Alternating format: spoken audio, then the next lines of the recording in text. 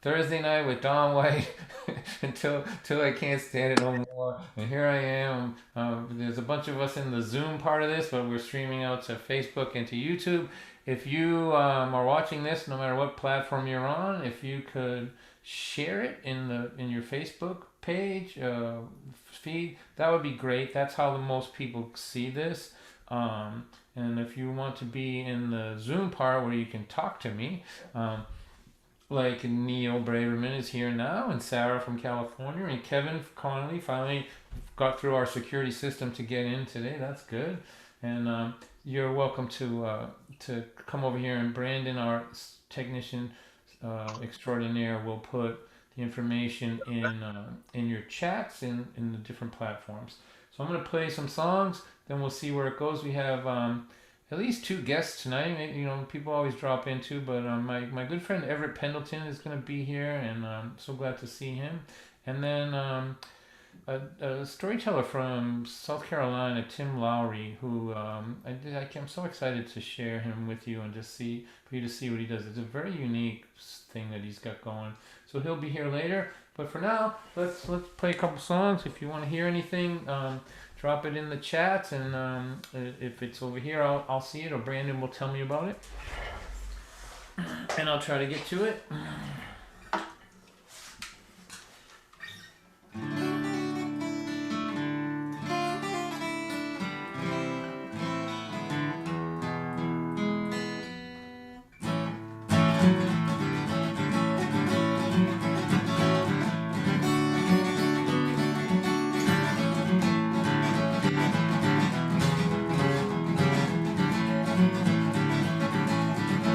Born in the city of Lynn, home of the first turbine engine. And as if that wasn't enough, it's also the home of marshmallow fluff. You can travel the whole country, you'll never find a bigger fluff factory. I'm from Lynn, what can I say? People from Lynn act this way, I don't talk slick, that's what I said. I'm not from Swampscott or Marblehead, don't be staring at me that way. I am from Lynn, what can I say? I used to hang around in Barry Park, that's illegal after it gets dark. Stand on the bleachers where things got smoked and beer was chug-a-lug. Bottles were broke later in the evening when the police come. 27 juveniles are on the run. Juveniles are running everywhere you see, jumping over fences, climbing in trees. But Don White is too loaded to get away. His name is in the paper on the next day. His mother and father, they can't believe he would publicly humiliate the family. I said, Mom from Lynn, what can I say? People from Lynn act this way, I don't talk slick, that's what I said. I'm not from Swampscott or Marblehead, don't be staring at me that way. I am from Lynn, what can I say?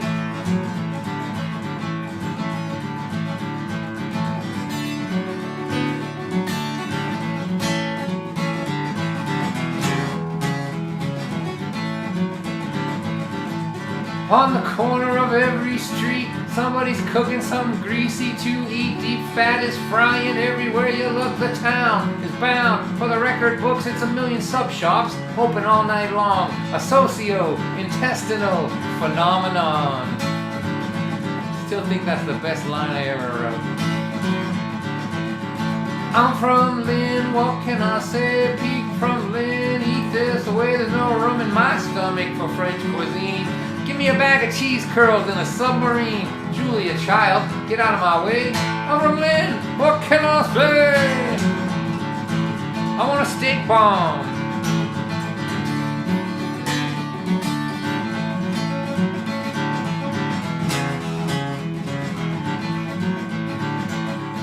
I left Lynn 10 years ago. I didn't know where I was gonna go. 10 of my friends were leaning up against the bar and grill. It's 10 years later, they're leaning there still. Half of my friends who are not on the street are dead in jail or annoying me. And I'm from Lynn, what can I say? People from Lynn act this way, I don't talk slick, that's what I said. They won't even let me into Marblehead. They're afraid I'll steal something, and I might. Don't be staring at me that way. I'm from Lynn, what can I say? Yeah. All right. Oh, good. All right. Good to hear you. Good to see you. Just get in the chat here quick. All right, everybody. Good to see you. It's like a group of friends here that I'm seeing in front of me. You're like I said, you're welcome to come over here and hang out. But if you're in trouble with the law, you can stay over there and witness protection land on the other platforms. That's okay too.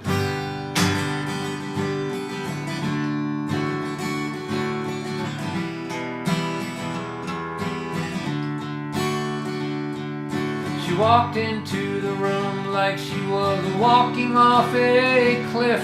In my mind I said, what kind of shattered angel is this? Her walk said, I've surrendered. In her face, I've had enough. Her eyes were holes, they were dark and cold. They said, I've given up. I saw an angel in pieces, as if the pieces all fell from the sky. I said in my heart, I believe this sad angel someday will fly. Fly.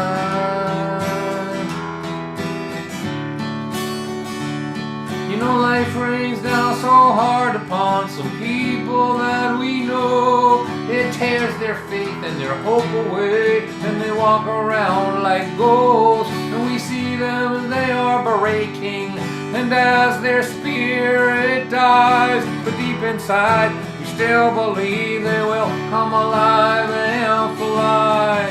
I saw an angel in pieces, as if the pieces all fell from the sky. I said in my heart, I believe this sad angel someday will fly. Fly.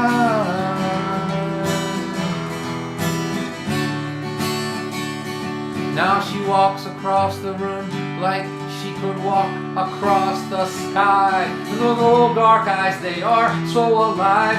They set the room on fire. This is no shattered angel. I say to myself, I feel Zuzu's petals. I hear one small bell. Saw an angel in pieces, as if the pieces all fell from the sky. I said in my heart, I believe this sad angel someday will fly. I saw an angel in pieces, as if the pieces all fell from the sky.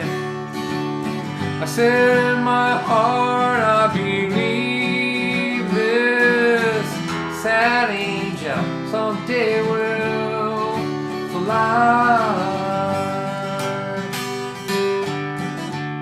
Look how beautiful you are.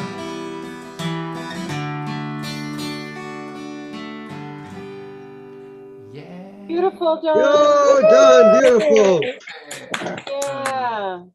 All right, so let's talk a little bit. So I'm feeling better. Like those of you that come to this thing every week, you get to see my like my how I'm doing, right? Like just barely making it, not making it at all, feeling really good, whatever. So I'm on an upswing now for several reasons. We're settled into our new house. That really helps a lot. And my book is out. It's out there. My book is called the Hitchhiking Years, and that's out there. And something's been happening to me lately, which I was hoping. Like, so here, let me tell you how I see the world as far as whether people really like what you're doing or not. Right? This is what I tell my students. Like in my world, the folk world and the poetry world, people are generally pretty nice. Oh, there you go. They're generally pretty nice to you, So they'll say, "I really like that song," or maybe they'll even buy a CD, and never listen to it just because they want to be nice to you. But in order to know whether what you're doing, it is getting past that level. One of the true ways, the verifiable ways, is when people start buying like your book.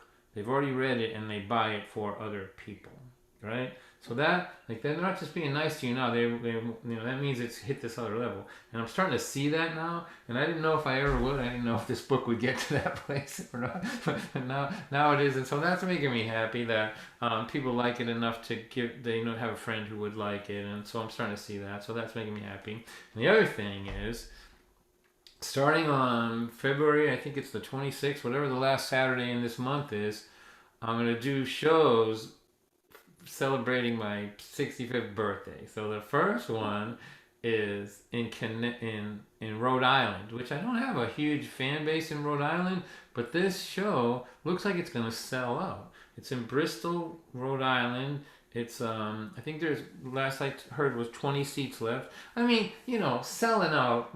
Let's just try to put this in a perspective. We're talking about a 100-seat place. We're not giving Beyonce any threats to her career with this thing. Do you know what I mean? Well, you never know. She may not, you're bigger than her as far as I'm concerned. Yes, but that's because of COVID-19 and my weight issue. But anyway, I'm now looking at the prospect of the first time that I perform locally in New England in an indoor place after more than 2 years is going to be sold out. And just thinking about that, a full room of people, I get kind of weepy. I have to make sure that I don't get all slobbering up on the stage, right? But whoever comes to that show and these next couple shows, they're going to get 2 years worth of pent up mischief. I'm just gonna I'm gonna drown those people in mischief and joy and in trouble. So Saturday the 20th, I think it's the 26th, in Bristol, Connecticut, a place called Stone Church, and then the Bull Run out in Shirley, Mass. That's an amazing venue out there, and then that's on the Saturday the 5th, and then, for those of you that live away from here and those of you that live close, I'm doing Club Passim, which is in Cambridge, and that's going to be on my actual birthday, the 6th, and it's a matinee. It's a 1 o'clock show, and they're going to stream it, so you can see that. I'll have some special guests there. Great. You can go to clubpassim.com, I think .org, Okay. and sign up for the live stream. And we'll see how that goes. We'll see. It's don't you love the matinee thing? Right? I knew, my audience really loves matinees. Home in My Pajamas by Sunset. Come on, that's the best. All right.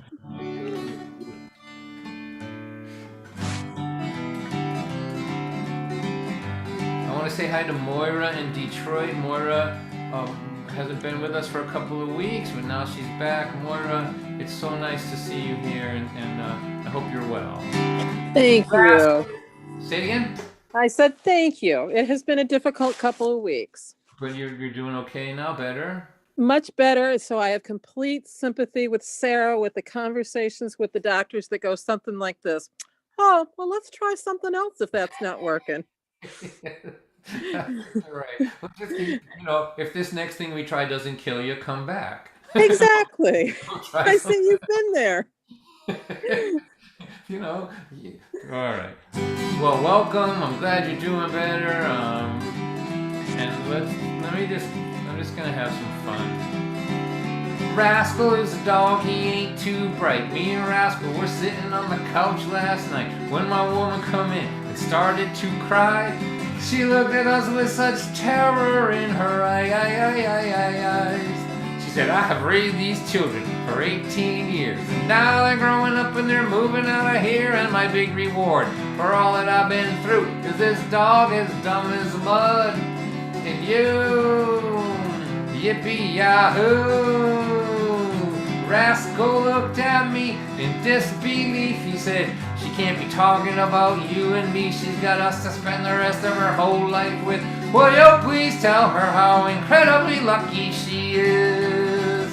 And I said, who is gonna love you any better than this? Will wake you up every morning with big wet kisses when we hear the police sirens in your neighborhood. We throw our heads up in the air and we howl for you.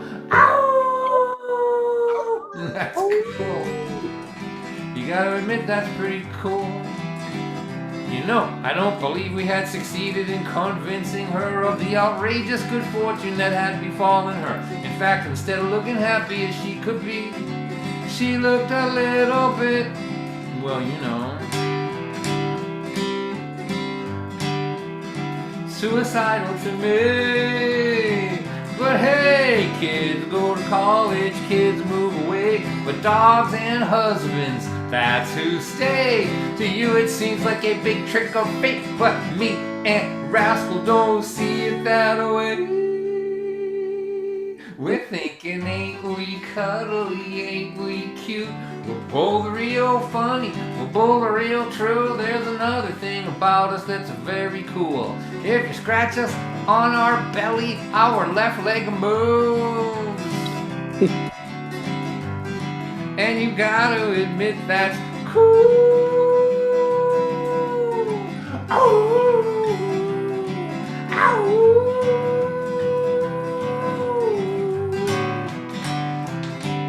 Well, okay, so maybe we ain't that smart. We're a couple of mutts with a lot of heart. But no one could ever love you better or give you more loyalty than this dog as dumb as mud. Than this dog as dumb as mud.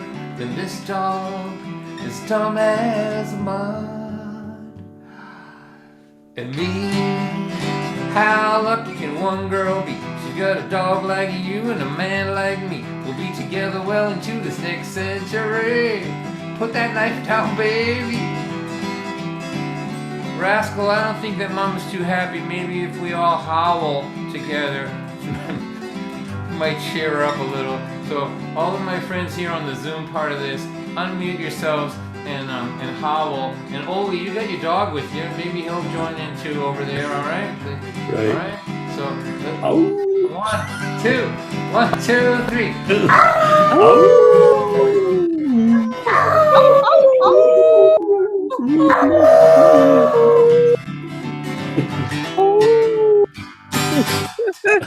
Oh, done. You dogs! Oh. I was behind me singing along with Don the whole song. All right. I'm going to read a little excerpt from my book. Forgive me, all of you that have bought the book and read it and have suffered through me reading through it all the time. But I was looking through this today. I thought I would read this. This is a little bit for my mom. So this book here, those of you watching on other platforms that don't know, this is called The Hitchhiking Years and 4 Other Stories by Don White. I promise you it's the last book I'm ever going to write. It almost killed me. It almost killed me. But that's a picture of my wife and I hitchhiking in Texas in 1975. We hitchhiked for 3 years and got hopelessly addicted to not knowing where we were going or what was going to happen or what we were doing or what, just the adventure of it all. And so this is from the second story in the book. It's called Behind the Wall. It's a story about me and my dad. And but this is just a little excerpt from my mother's funeral. I think it's always hilarious to read stories about people you love in their funeral. So and those of you that are with me here, if you can unmute, if you're in a relatively quiet place, like if your dog's gonna bark or something like that, don't do it. But I like when I'm reading to at least feel connected. All right, so here we go. Hi Kara, nice to see you. Welcome. So Dawn's gonna read. Unmute so I can feel you. All right, Dawn, the royal Dawn. Here we go. My mother, Fotigny Franny Soteropoulos White, was born in the wrong time. She was born in the wrong time. She was destined to be a rebel. She would have gone to Woodstock. She would have hitchhiked around the country. She would have followed the Grateful Dead. Unfortunately, she graduated from high school in the mid-40s, and there was nobody to be a rebel with. So she did the best she could as sort of a freelance lone wolf. The 1970s would have been perfect for my mother's late teens or early 20s. Even though her children's behavior during those years caused her lots of worry, I know she envied us. There was a look in her eye when she watched my generation flaunt their independence in the face of waning social mores, within which you could see the omnipotent oppression of the free-spirited kids of the 1940s. She didn't like anyone that was mean, but if you're a good kid that liked to be in and around trouble, she loved you. If you had run away from home, or escaped from juvenile hall, or were getting chased by the police, she'd take you in. Our house was like the Underground Railroad for wayward children. You could hide there until Mom decided whether or not to call your parents. The price for sanctuary with us was that you had to tell my mother the detailed story of your adventures outside the law. During my teenage years, my mom lived vicariously through my rotten friends. And being the good son that I am, I accrued a tremendous amount of rotten friends for my mother to hang around with. She would listen intently and drink in every morsel of these stories as if they were feeding her the nutrients of rebellion that she was denied as a child of the 30s and 40s. Now, at her funeral, all the grown-up versions of my delinquent friends showed up. The room was like an advertisement for day passes and work release programs.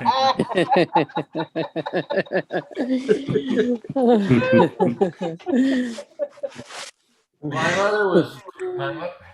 mother was Greek, but not especially religious. Her sisters demanded that we have the deacon from the Greek Orthodox Church come and talk. And talk. Talk some more. Keep on talking and not stop talking and talk some more and not stop talking.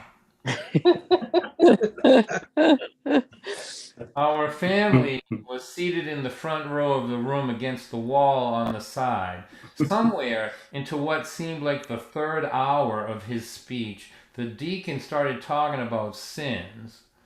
This is not verbatim, but it's how I remembered what he said. Please, Jesus, forgive Fotigny for her sins. Not just the sins she actually committed, but the sins she thought about committing but never got around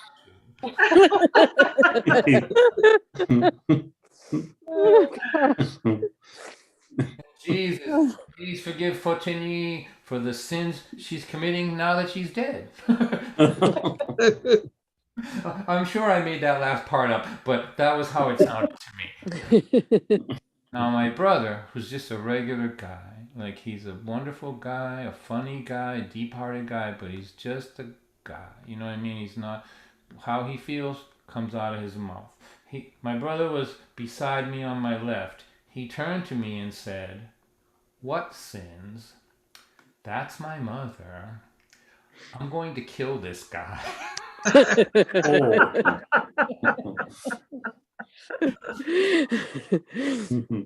said, "Mike, killing the deacon at our mother's funeral would immediately transform you into the most revered person in the family."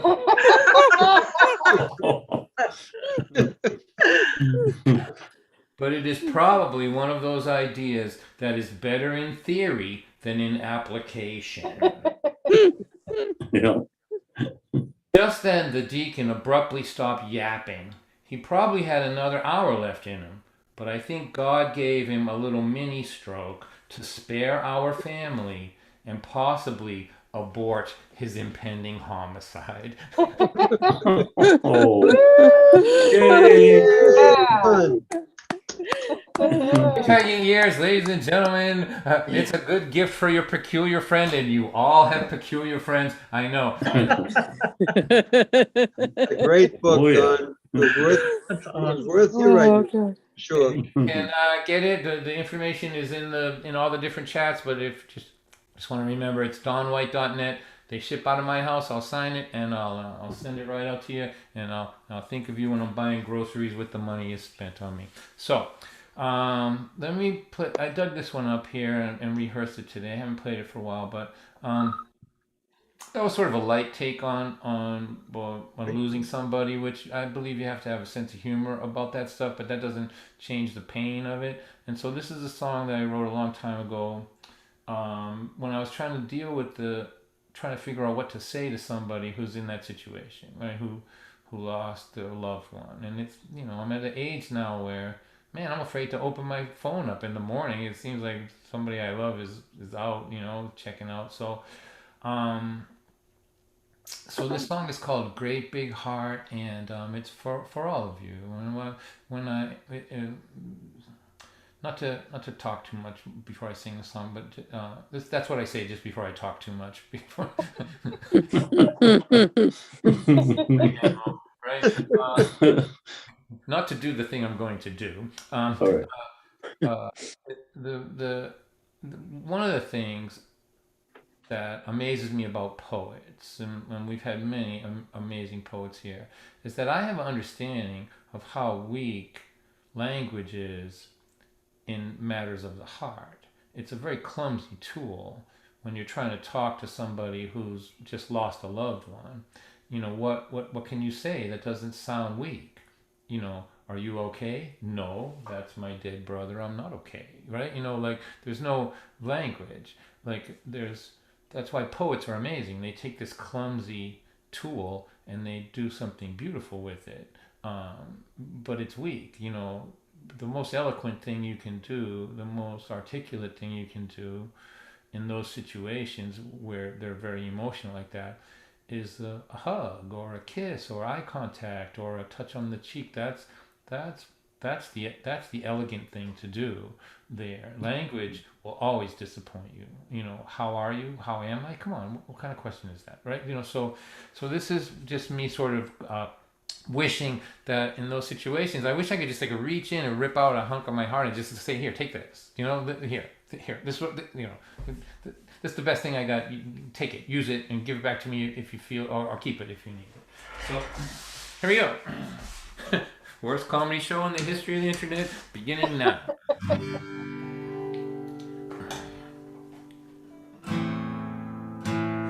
Sometimes the wind comes. I'm going to slow it down. I was playing it early today and I just thought it felt good to be slower.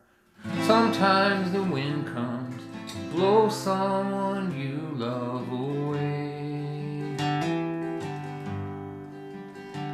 And I go to that gathering and I ask if your family is okay. Stand in the line in that place, study the pain on your face. I don't have the answer, I don't have the cure for your pain, but I've got this great big heart. It's been through an awful lot, but it just keeps getting stronger each time it gets knocked to the ground. It's been good to me. Please take this little piece. I'm sure it will keep you going till your broken heart comes around. Oh, how I would love to build you a castle with words. A castle of all the most beautiful words in the world. But in all situations like this, a touch on the cheek and a kiss will say so much more than an eloquent castle of words. And I've got this great big heart. It's been through an awful lot, but it just keeps getting stronger each time it gets knocked to the ground. It's been good to me. Please take this little piece. I'm sure it will keep you going till your broken heart comes around. Your friends are all here to be near you and your family. We mean it when we say we're here if there's something you need. We will visit you and we will phone. But the truth is, you do this alone. So please take this gift, this kiss, and touch on the cheek. And I've got this great big heart. It's been through an awful lot, but it just keeps getting stronger each time it gets knocked to the ground. It's been good to me. Please take this little piece. I'm sure it will keep you going till your broken heart comes around. I'm sure it will keep you going till your broken heart comes around.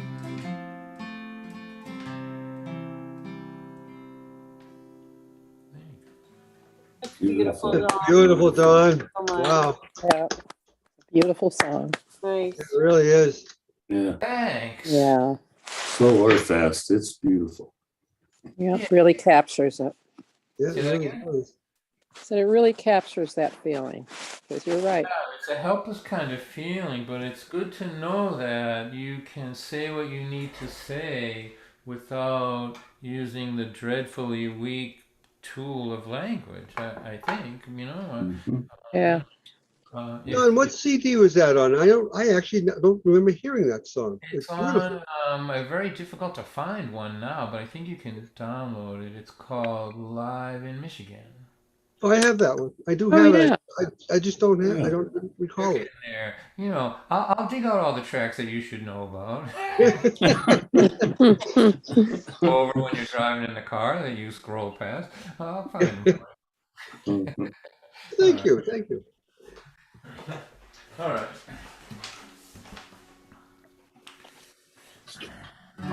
So let's see. Moira is from Detroit. Jim, I think, and Maureen are coming in from Detroit, and so here we go. From Michigan. I went to California when I was young. Stood beside the highway, waved my thumb. Met a lot of maniacs, met a lot of bums. They were all really kind to me. Life is not like TV.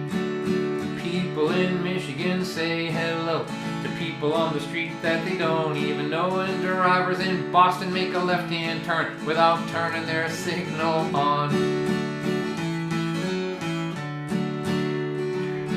In 1993, if you were talking to yourself walking down the street, it was sad because it meant that you were crazy. Now it means that you're a businessman. It's not crazy, but still kind of sad. I went to California when I was young. I stood beside the highway, waved my thumb. I met a lot of maniacs, met a lot of bums. They were all really kind to me. Life is not like TV. You know, my boss is younger than my children are. I've got to tell you, people, it's so bizarre. He's so adorable when he yells at me. It makes me want to pinch him on his cheek and say coochie, coochie, coochie. I went to California when I was young. I stood beside the highway, I waved my thumb. Met a lot of maniacs, met a lot of bums. They were all really kind to me. Life is not like TV. A lot of good musicians used to say to me, Don White, you can't play guitar and you can't sing. You could never make it in this here scene. And I don't think that they were wrong. But I wonder where they all have gone. I went to California when I was young. Stood beside the highway, waved my thumb. Met a lot of maniacs, met a lot of bums. They were all really kind to me. Life is not like TV. The people in Michigan say hello to people on the street that they don't even know. And drivers in Boston make a left-hand turn without turning their signal on. They're not thinking about you at all. They just keep on rolling, keep on rolling, they keep on rolling along. Ta-da! Hey, Yeah. all right. Hi, Linda, welcome. Look at you. Good to see you. All right, so people are popping into the Zoom part so I can see them and they can yap at me in between. Those of you that are watching on other platforms, you want to do that, that's okay.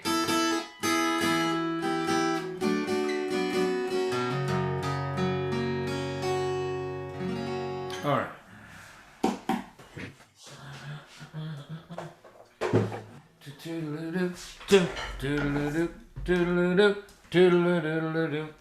All right.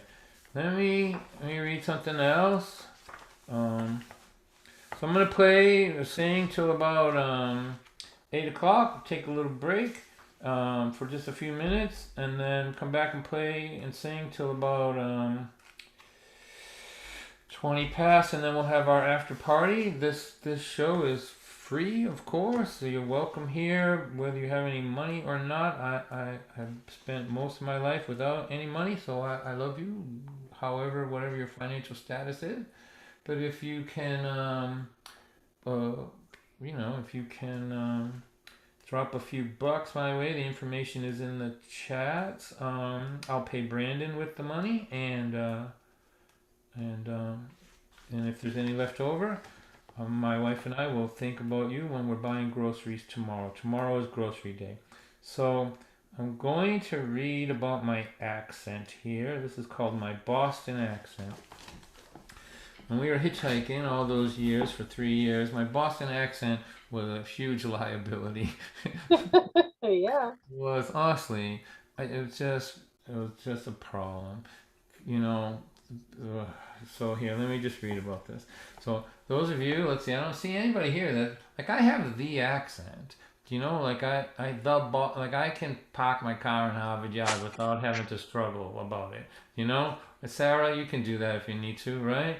But it's you know, I thought it was all of Massachusetts, but it turns out when you study it, it's just about 10 towns. It's like the Liverpool accent. It's about class and not having any, I guess, right? It's No, But we have style, though. Go ahead, so Karen. it depends on what you identify with. I studied the linguistic part of this. Oh, good. And if you identify with Eastern Massachusetts, if you identify with, say, that Boston area, then you will use the accent and speak it loud and proud. So, You know, I think myself, I mean, you tell me if I'm wrong about this, I think where it is, where you can't not do it, right? Like where it's like for me, I didn't know I had an accent. I thought the rest of the world talked funny. That's how smart I was, right? I think it's in the working class towns. Everett, Lynn, Revere, Chelsea.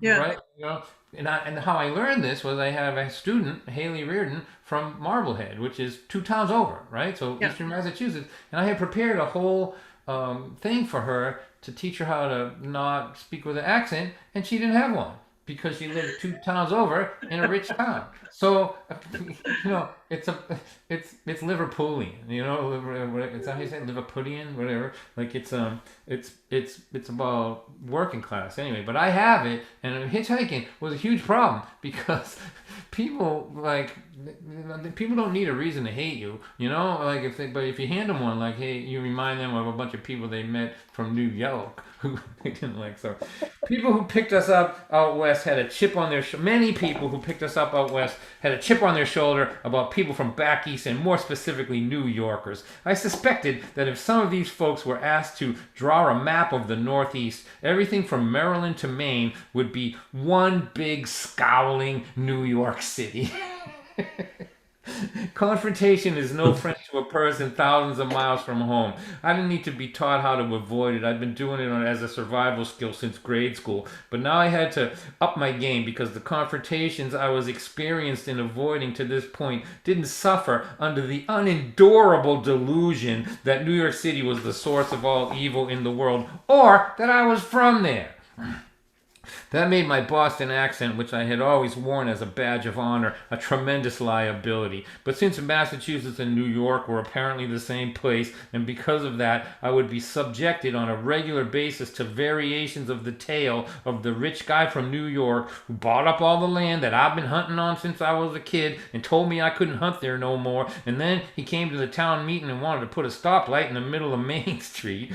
I know, these are real issues, and I'm not minimizing the detrimental effect that outside money can have on a rural community. But come on, I've got $6 in my pocket. The only thing I have in common with rich New Yorkers is that you can't tell the difference in our accents.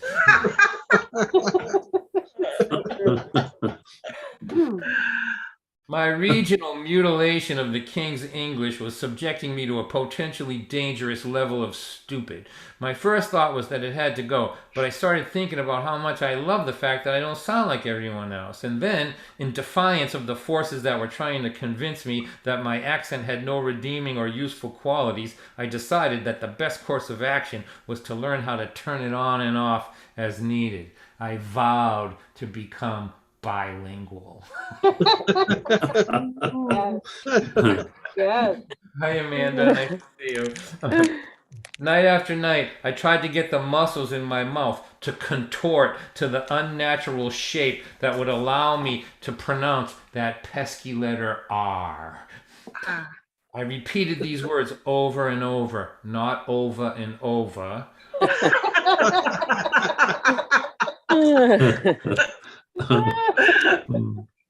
Water, not water. What a Quarter, not quada. And the most difficult word in the English language for a Bostonian to pronounce, and I'm going to work hard on this now. You can see my years of practice here. Warbler, What? not wobbler. Thank you. Oh, good. I passed the test right there. Warbler. Okay. Eventually, I developed a fragile but promising relationship with R.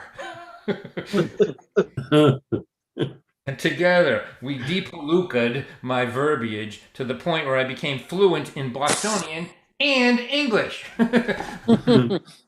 With the support and assistance of my new favorite letter, I was now able to avoid becoming a receptacle for the universal contempt that some Westerners had for that million-mile imaginary Gomorrah back east. So from this point forward, I concealed my accent. There was never a good reason to speak in my native tongue. It would have been easy to lose it completely, but I hung on to it because I knew that in my subsequent life it would be a valuable asset when used strategically. And this little part here that I'll end with is just something that you should know, I think. When I know that the person I'm doing business with equates my accent with a lack of sophistication, I turn it loose.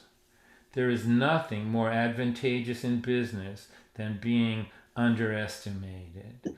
This is a tool I have seen used masterfully by some brilliant Southerners who exaggerate their drawl to reinforce an unobservant Yankee's inaccurate preconception of their capabilities and thereby gain the upper hand. Yeah. Yeah. Yeah. Woo! Yeah. Well played. Well played. Mhm. Well played. Well played, good man. Well played. All right, so let me play a couple more songs, and then we'll just take a little break and come back. Let's see. Amanda, what can I play for you? Holler something out to me. Anything in your mind? You have to unmute for me to hear you, of course. Yeah. Could you play Project Girl? I could. Because you requested it months ago, I've been throwing it in a little bit lately, I so. love it. It's my favorite. All right, here we go.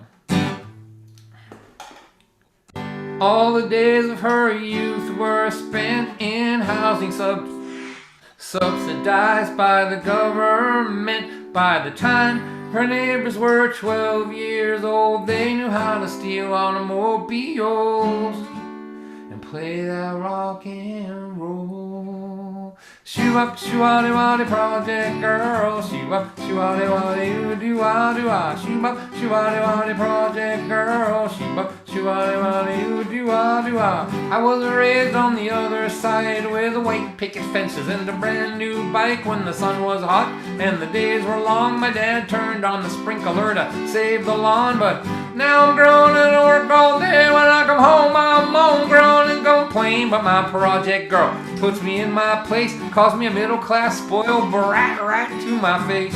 Shoo-waddy-waddy, project girl. Shoo-waddy-waddy, oo-doo-wah-doo-wah. Shoo-waddy-waddy, project girl. Shoo-waddy-waddy, oo-doo-wah-doo-wah. By the time that she married me, she was already adept at austerity, and she can keep us going on my piddly pay. She can cook a potato 119 ways. Project girl. Do-ah, shoo-up, shoo-waddy-waddy, project girl. Shoo-up, shoo-waddy, I love my project girl. If my young daughter hates what we eat, she's liable to pick it up and throw it at me. Well, the projects have never been her home, but her mother gave her Project Chrome on his own, so it don't matter where she may live, she will always be a second generation project kid. Project girl, wow, do I, project girl. These classy women in their fancy clothes, they're very impressive, I suppose, but I wouldn't trade my project girl for every Maserati mama in this whole wide world.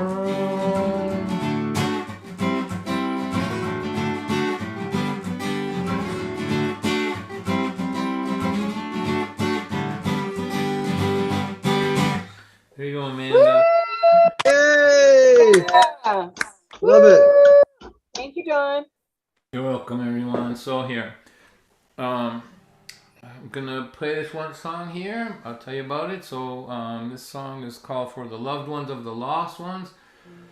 It's so COVID was hard on everybody, but if you weren't doing well before COVID, chances are COVID didn't help you, and in your mental health or whatever. Which is why I recommend to people to call their friends that are alone. You might be the only person they talk to this month or whatever, but also along with that, if you were struggling with drug addiction, the overdose rate is insane right now because of COVID, right? So it's a song that I wrote, and I went and interviewed people who had lost their kids to heroin, mostly in those days, but now I guess it's fentanyl, and just talked to them about it and what they wanted to say, and a lot of them are keeping the memory of the people that they lost alive by advocating on behalf of treatment for people. So they go out and they do needle exchanges, and they do try to keep people alive. So that's how they keep the memory of their kids alive. So I'm gonna play this, and if you can support these sort of things, it's important to do it. Everybody has unlimited potential if they're well enough to be able to fulfill it. So after this, I'll take a break. If you can donate a few bucks, that'll be great. And then I'll come back, play till 20 past, and we'll go from there. I haven't played this for a while. I'm going to do my best to do a good job with it.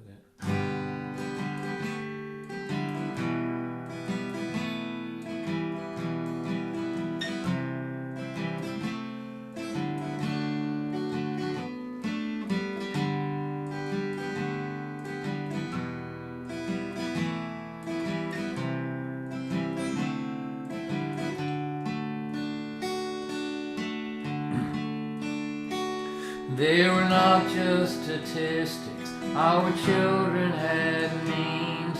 Don't say they were junkies, and they all are the same, 'cause they each had potential to do something great, until heroin stole that potential away. And now we are the loved ones that they left behind, keep the memories of them alive, and we speak the words that they want to say to all of you who are still using today.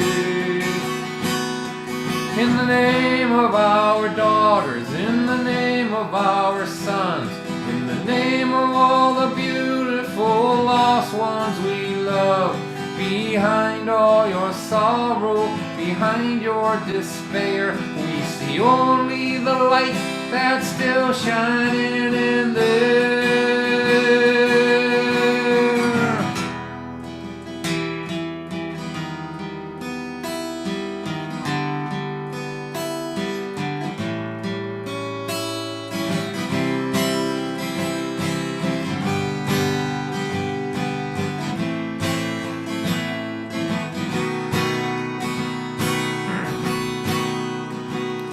Each morning at the moment that I open my eyes, the weight of my loss crashes down on my life. I remember the night that my son came to me and spoke comforting words to me in a dream.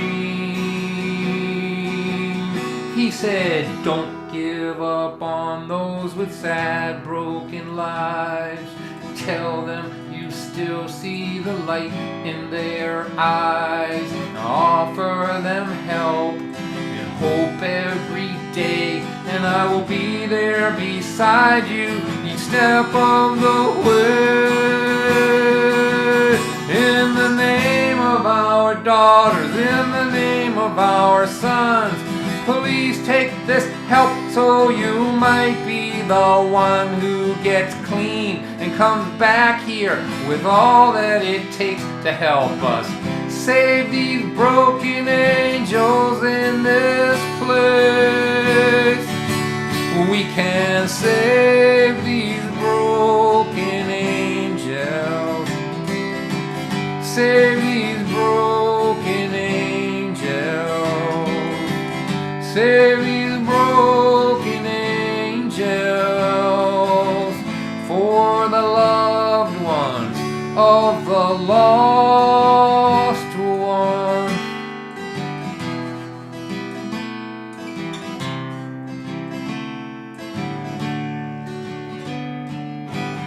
For the loved ones of the lost ones, for the loved ones of the lost ones, for the loved ones of the lost ones, for the loved ones of the lost ones.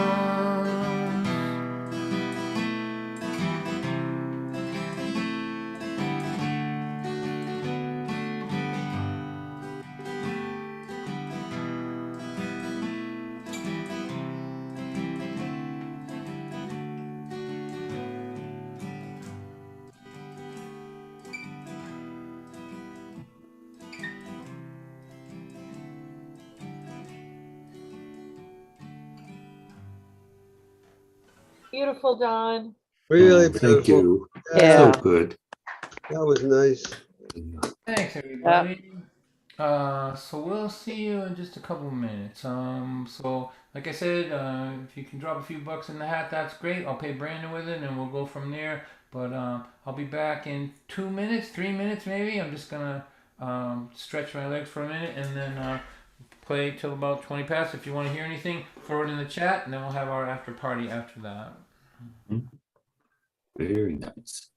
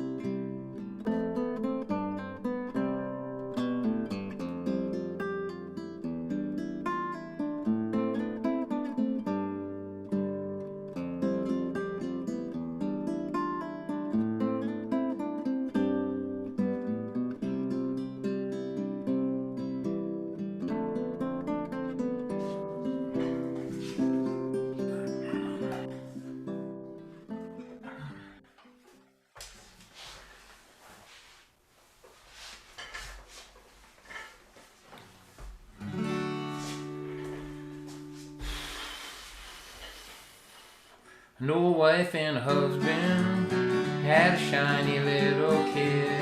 When that kid turned 16, you won't believe what he did. Smoked a lot of marijuana, he snorted cocaine too. Told parents he was gonna drop out of school. The father pounded on the table, the mother hollered and she screamed. They ran him down to the doctor. Doctor, what does this mean? He put them all on Prozac, right then, right there. He said you'll still have your problems, but now you just won't care. And he prescribed a little therapy, some supplementary drugs, but he didn't write a script out for a little more love, just a little more love. What the heck could it hurt? It might not fix nothing, at least it won't make things worse. When you're looking at your lifetime from the end when you are done, you know it might look a little better, see a little more love. I know a wife and a husband, they had a shiny little kid. And when that kid turned 16, you won't believe what she did. She said I'm sleeping over Susan. That was just a big fat lie. What she really was doing was staying out all night. And when her parents found out, they cried boo-hoo-hoo. Then they called the radio talk show. They asked him, what should we do? He said, send her off to boot camp. That was his advice. It was good for his ratings, but it wasn't very nice. Just a little more love. What the heck could it hurt? It might not fix nothing, at least it won't make things worse. When you're looking at your lifetime from the end when you are done, you know it might look a little better, see a little more love. Everybody put on your gallery view and look at Kara's shirt that she's hanging up. I know, I see that you're a tough guy. You won't be pushed around. You're not gonna take it. You're good at putting your foot down. You might get killed by lightning. You might get hit by a truck. But if you are not that lucky, you might just wind up spending years in a rest home without a whole lot to do. But look back on what you did with the time God gave you. Just a little more love. What the heck could it hurt? It might not fix nothing, at least it won't make things worse. When you're looking at your lifetime from the end, when you are done, you know it might look a little better. Big, rough, tough guy to see a little more love. It might look a little better, see a little more love. All right, there you go. Beautiful, Don. Thanks, Neil. All right, so since Kara's here, and I know she likes this one, this is called Woodstock Memories.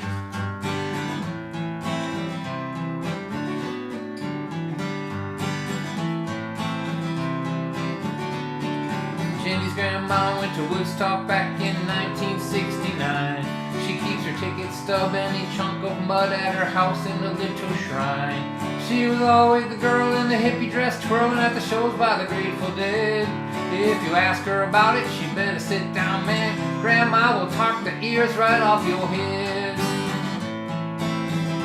If you get to talk about the Grateful Dead, Summer of Love or the Kool-Aid acid test.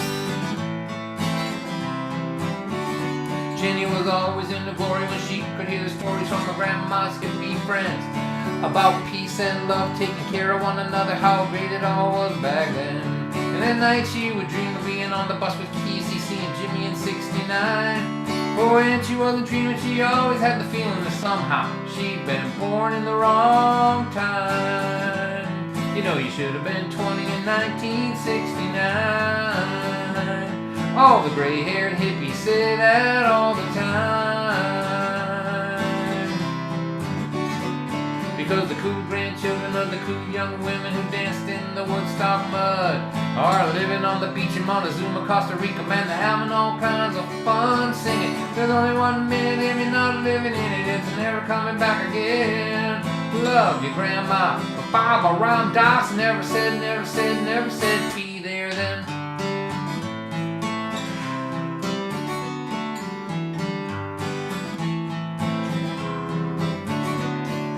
You know, it's gonna take a big leap of faith if you really want to find your tribe. Those were the first words that Jenny heard in a song that she found online. And that summer she drove all the way to Minnesota to the Shangri-La Festival. And there they all were, all the people like her, who grew up believing that they were all alone. They said, hey girl, welcome home. Because the cool grandchildren of the cool young women who danced in the Woodstock mud are driving down the road to Minnesota, having all kinds of fun singing. Jimmy and Jerry are dead and buried, and they're never coming back again. Love you, Grandma, but Bible Ram Dass never said, be there then.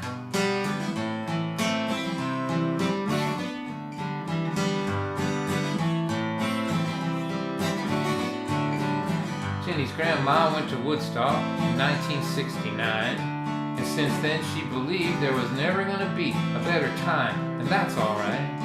But if you don't take a big leap of faith and get out there and find your scene, it will pass you by while you are trying to find your grandma's long gone Woodstock memories. Her Woodstock memories. Because the cool grandchildren of the cool young women who danced in the Woodstock mud are living on the beach in Montezuma, Costa Rica. Man, they're having all kinds of fun singing. There's only 1 minute, if you're not living in it, it's never coming back again. I love you, Grandma, but Barbara Ram Dass never said,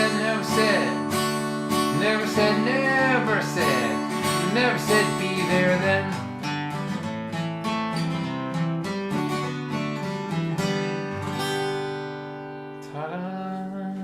Oh, done. Very nice. So thank you everybody for coming. I'll do one more tune for you, but I want to do a little business here with you. If anybody out there know anybody in your world who is a fanatical collector of Beatles memorabilia, that's what I want to talk to you about. Yes. Okay, so I'm going to show you something that I have. So briefly, which is the thing I say before I talk forever, I have a mountain of albums, and they were all over the place, and I put them all together when I moved here, and I've been going through them alphabetically, even ones I don't like or whatever, just playing them just to go through them. So I'm up to K now. I'm doing the Kinks, right? But when I was in the Beatles part, I pulled out a copy of Yellow Submarine. This is Yellow Submarine here, and I didn't even know that. I don't remember buying this. I don't know how I got it, but it has a manufacturing error on it. You know, like a stamp that has a defect in it. And I think I just need to know what it is, whether I think it's the only album like it. So the defect is. It's on the disc. You probably can't see this and get it close, but there's writing on here. Let's see. There it is. See that that says side 2 and all the song lyrics. On the other side, it has nothing. Ooh. So I believe that this is the only one in the world like this. I can't find anybody who knows anything like it. And so Beetle. Did you erase it? I took the old one out and put my own. Yeah, that's probably what it was. Yeah. Yeah. So it may not be worth much, but I went to a record store recently, and the guy lost his mind when I was telling him about it. I showed him a picture of it, and he's like, now I can't think about anything else. And he's like, going online and all that. So I'm just in my mind, I'm picturing like people who are fanatical about the Beatle paraphernalia are kind of like Trekkies. Do you know what I mean? Like they're their own special breed of people who don't, right? Right. And, Right. I can just picture like the beetle collector who's got everything going to the convention and talking to the other guy who's got everything, who's got the the lunch boxes and the Mhm. right, right, and saying, "Yeah, but have you got this?"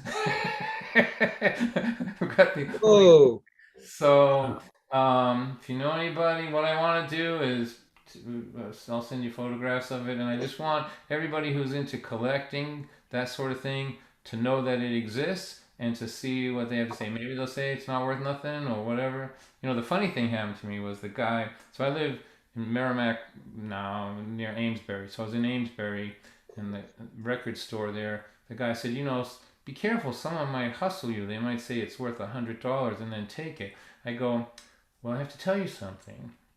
I moved to this neighborhood a few months ago, but I'm 5 generations in Lynn. I've seen a few hustlers. I think I'm going to be all right. And he went, okay, Lynn, I got it. All right, you don't have to worry about it.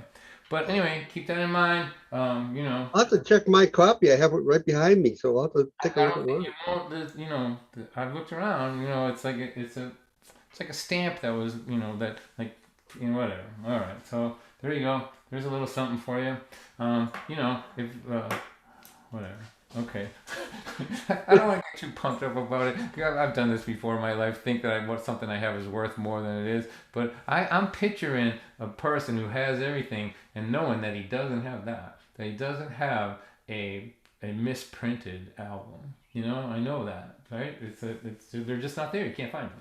So I'm gonna play this one song. I'm gonna take a little break, just a minute or so, and then we'll be back with Everett and Tim. I saw that Jenny Benjamin was on another platform. Jenny and Robin, if you're still out there, I have a spot open if you want to pop in to the after party and do a tune or so. It's the same Zoom information that we always use. You're welcome. So here we go. Thanks for coming. Thanks for everybody who was able to donate. I think there's enough money to pay Brandon in there now, and that's really the most important thing. I love you, and we'll see you. There is a little girl with pretty curls. She's about 5 years old, and she's waiting at the gate for her dad to come home. When he pulls around the corner in his shiny white car, she feels the magic light up in her heart. And he picks her up and he holds her. He says he missed her. He's glad that she is here. As the child lays her head on his shoulder, she whispers these words in his ear. Daddy, I know exactly what love is. Love is real simple and true. Love is this feeling my heart gets when I'm being held close by you. Now she's 20 and there's plenty of love everywhere. She's getting married, so her family and her friends are all there. They've gathered this morning to stand at her side as she waves goodbye to this time in her life. And they each take a moment to hold her and to tell her what she means to them in a world that seems to keep getting colder. She has been blessed with a warm family and friends. She says, I know exactly what love is. Love is real simple and true. Love is this feeling my heart gets when I'm being held close by you. No, they are older. No one told her it got crazy like this. They're going to night school, they're working jobs too. They're raising 3 kids. The youngest one is crying with a bruise on her knee. She needs attention and she needs sympathy. And when she picks her up and she holds her, that old magic lights up in her heart. And as the child lays her head on her shoulder, she knows exactly why they're working so hard. Little girl, I know exactly what love is. Love is real simple and true. Love is this feeling my heart gets when I'm being held close by you. Now they are 60 and their history spans 40 odd years. They have buried their parents, now their grandkids are here.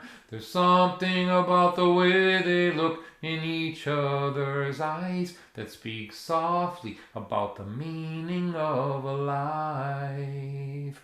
And when he puts his arm out to hold her, it feels so familiar and warm. She thinks love is an expanding endeavor till your last breath from the moment you're born. Now she is 80 and she hates being in this nursing home. Her man's been gone now for a long while and she feels so alone. She closes her eyes and she begins to pray that a little comfort might just come her way. And God lifts her up and he holds her, and she remembers this feeling she has. She is not a woman whose life is almost over. She's a little girl being held by her dad. And God, I know exactly what love is.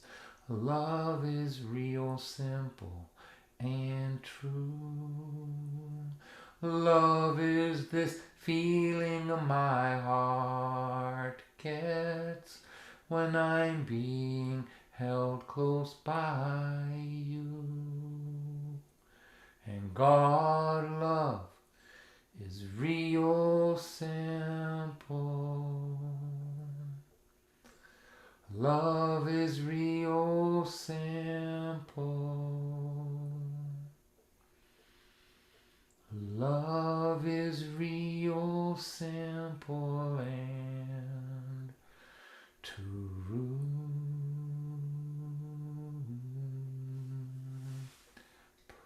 There you go. Beautiful, Dawn. Beautiful Thank you so done. much. Wow. Woo! Love that. Thank you, everybody. Just beautiful. Thank you. Beautiful. All right, so 1 minute break. I'm just gonna my throat's messed up. I'm gonna have some water, and if you again, if you can throw a few bucks my way, it'll be good. We'll pay Brandon. Let's take a minute. Those of us here, just unmute and give a nice round of applause for Brandon, who's doing miracles behind the scenes. Yo, Hey, Brandon. thank you. Hey, Brandon. Hey, Brandon. Thank you, Brandon. You know, he's the Oh, donation dude, priority. Like getting him paid and not having to tell my wife that not only is there no money, but I need a few bucks to pay Brandon. That's our goal here tonight, boys and girls. And He's I'll worth every dime. be back in just a minute. We'll have our after party, and it'll be like hanging around the living room. So okay.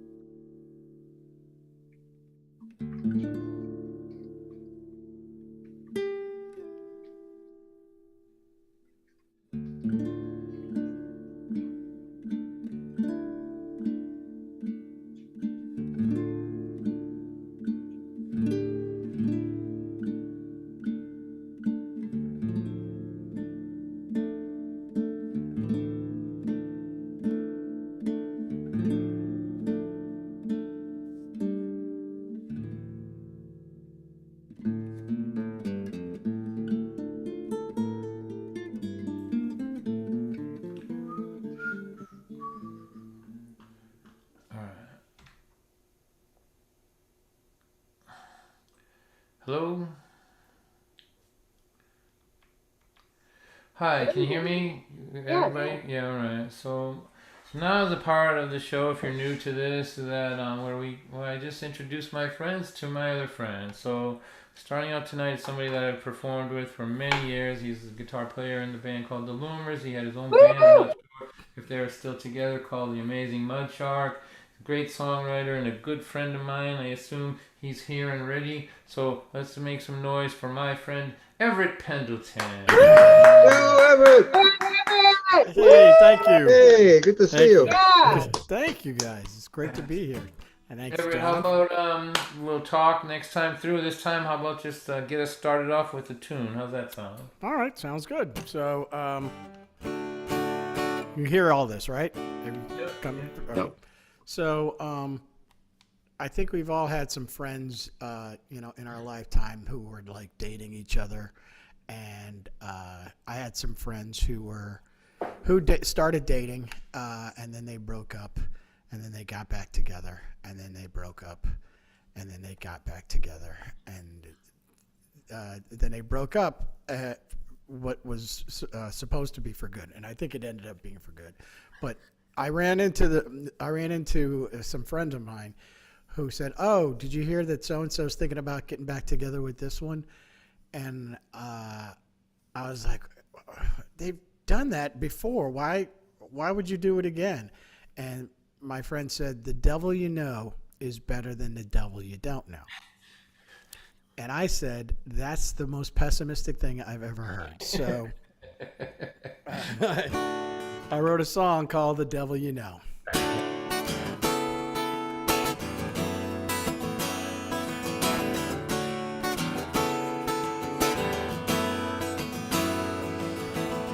You wear that familiar pain like a sweater you can't wait to take off. But you go back to it again and again. Looks like you'll never find another one. When are you gonna learn? Sometimes it's best to let your bridges burn. Try to go back to an ideal when you know it'll never be real. The devil you know will only lead you astray from the angel waiting for you to show you a better day. The devil you know will only lead you astray. He won't let you leave any clues for the angel to find his way, yeah. You can't change the sky to a different hue. You can't change anybody except for you. And it's gotta be for the right one and all the right reasons. Don't try to force that square peg into your heart. The devil you know will only lead you away from the angel waiting for you to show you a better day. The devil you know will only lead you astray. He won't let you leave any clues for the angel to find his way, yeah. It's time to let go, let go. When the time comes, you'll know. Don't you think about what might have been or what could still be. Just square your shoulders for the road ahead. Go find your destiny, yeah. Oh, yeah. Oh, the devil you know will only lead you astray from the angel waiting for you to show you a better day. The devil you know will only lead you astray.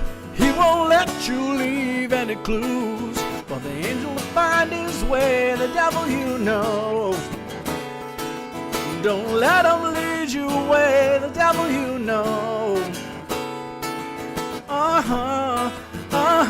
the devil you know, yeah, the devil you know. Oh man, beautiful, Everett. Oh, Everett, that's great. Thank you. That was really awesome. Thank you so man. much. That was great, Everett. Thanks. So when we go around another time, we'll talk a little bit. But I just want to throw this in here now. This is a good friend of mine, somebody I've known a long time, and he just agreed to join me at my 65th birthday celebration at Club Passim. So Everett's on the Boy. we'll be arriving in Saran wrap so that no COVID will get. It will be an honor. I actually should have my hazmat suit back from the cleaning. Oh, good. All right, so Everett, I love you. We'll go around one more time, but let's give him a nice applause because he's. Yo, Everett. Thank you, Sounds guys. great. Thank you so much.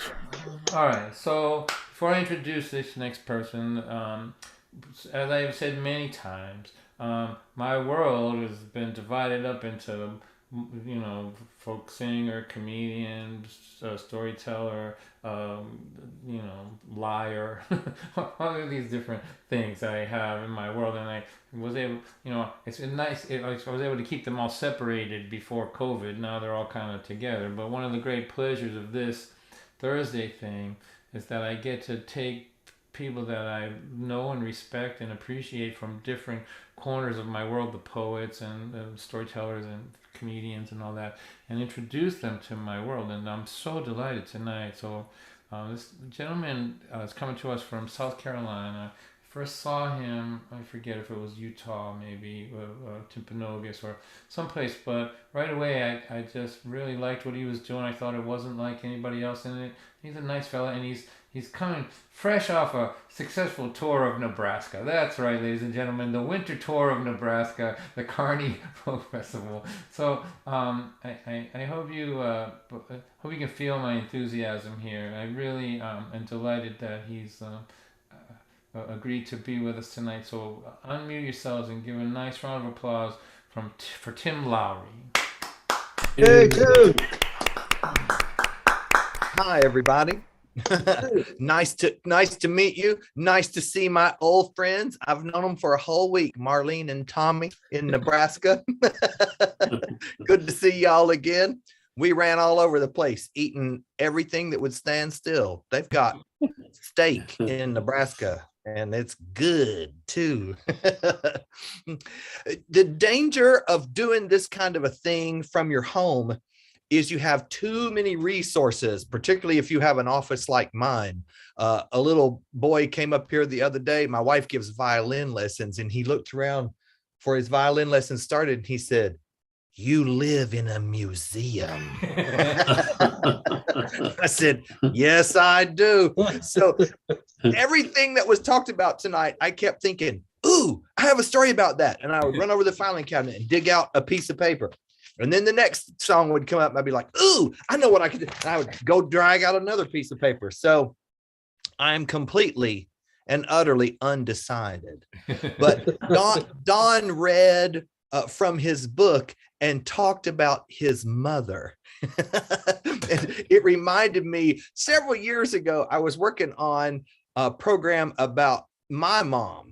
And I was like, it was for Mother's Day. And I said, I don't want it to be all sappy and, sweetsy schmaltzy. And this volunteer at the library where I was sitting at a table working, she said, "Don't think about it as your mother.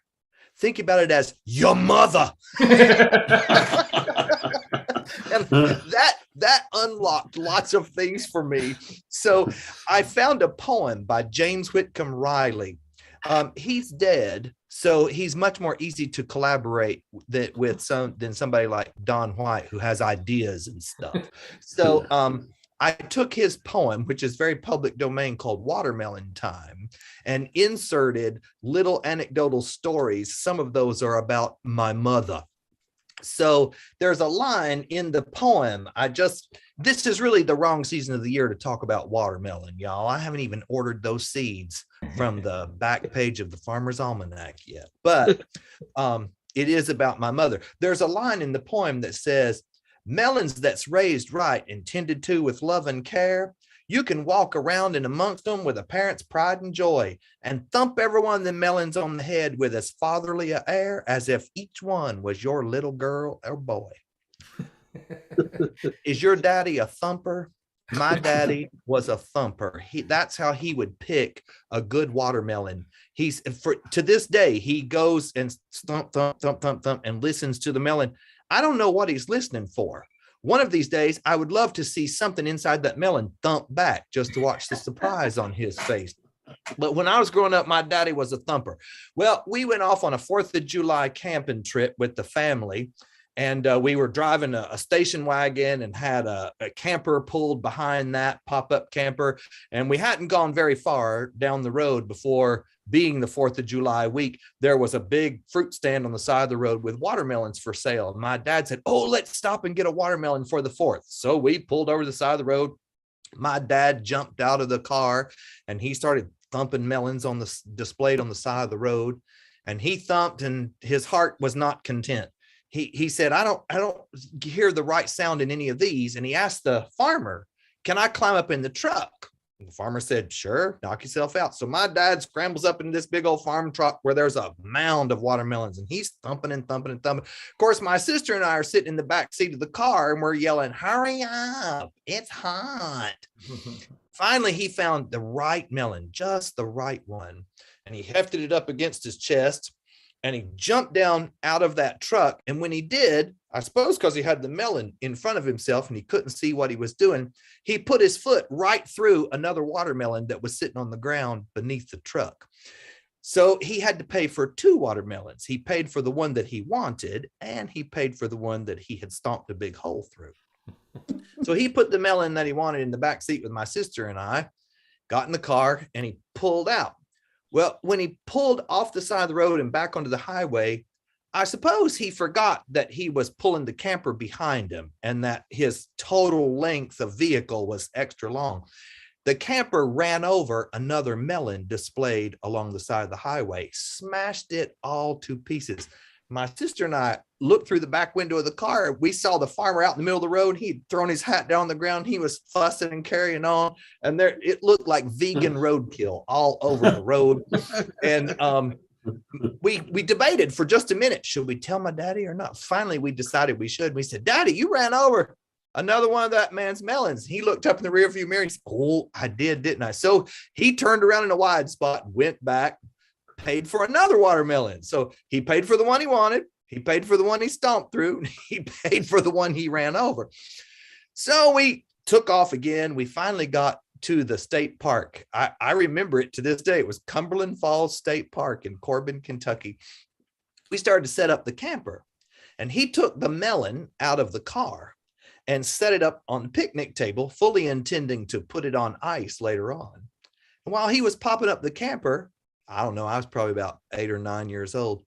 I said to my mom, I said, what do you think would happen off the edge of the picnic area at our campsite? The land sloped really quickly, not exactly a cliff, but you wouldn't want to trip and roll down it. And it went way down to a creek with big flat rocks at the bottom. And I said, what do you think would happen if this melon rolled off the edge of this picnic table and down that hill and into the creek?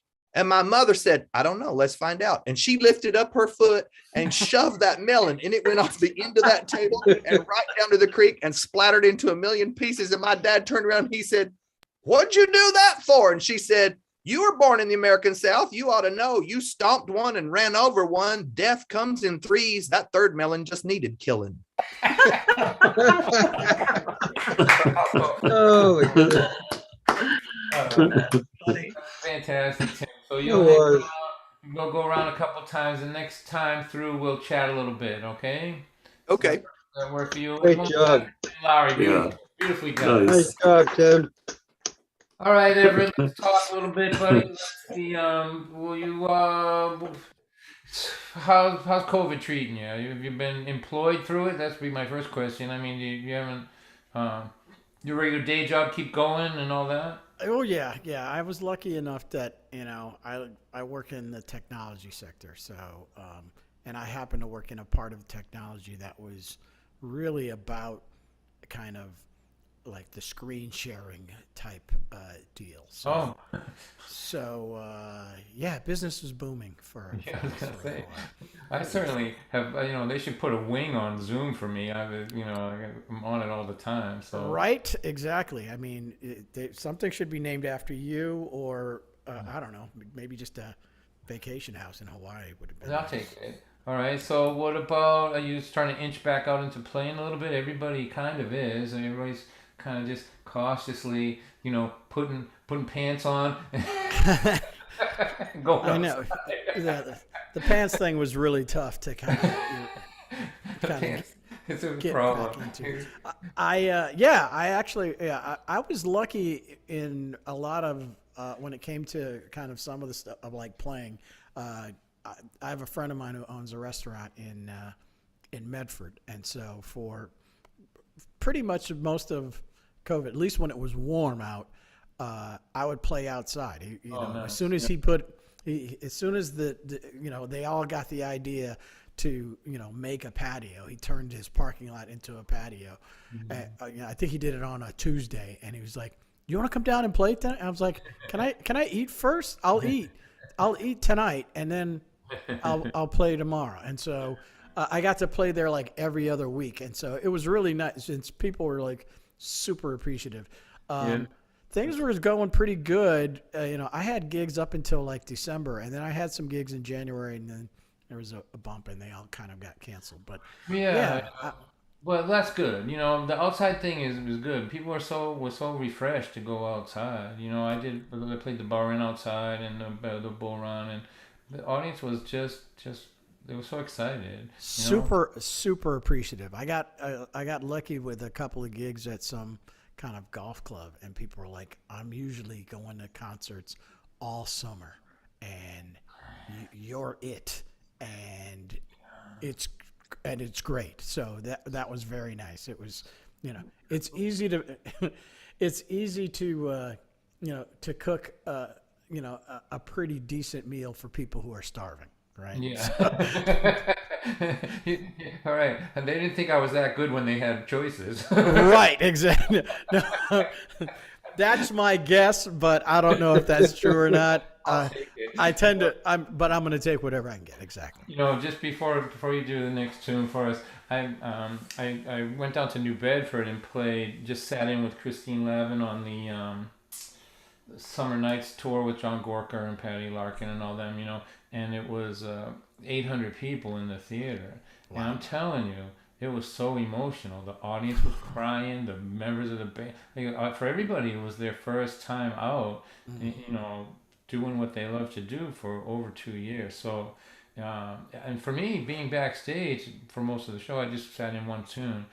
I had like a really emotional moment, not so much for playing, but for being around other artists, just to be listening to them tell stories and talk to them. It was, you don't know you can't think about what you're giving up while you're giving it up. It's too much. But when the curtain opens a little and you get a whiff of it, you realize what you've gone without. So yeah. So we'll see you on March 6th at Pasadena, face to face. All right, buddy? Yeah, absolutely, absolutely. Why don't you give us a tune there, my friend? Sure.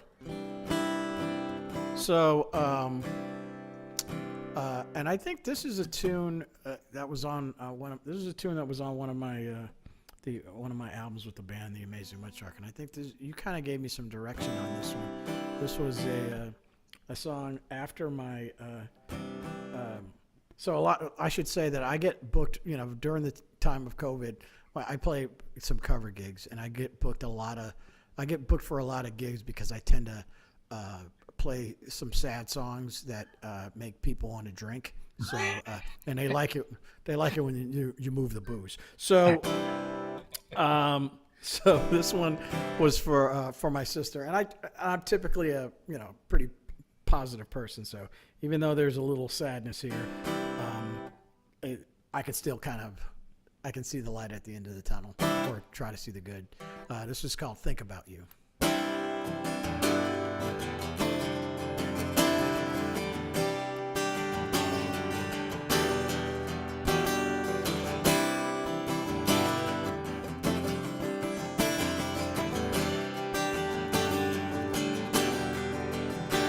Now I know what loneliness is, but I try not to let it bring me down. I could always see the hope that is there as long as my music's around.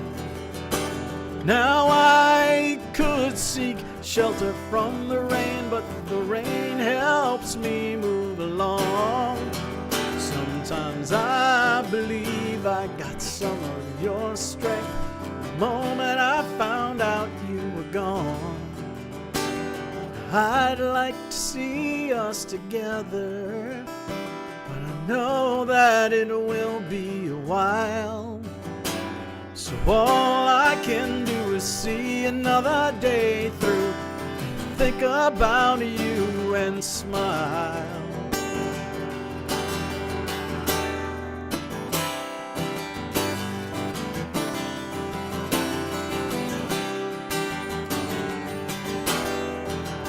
Now and then I feel like I've got nothing but time, and sometimes I give it all away. Just the thought of the chance to see you again, hold all my tears at bay.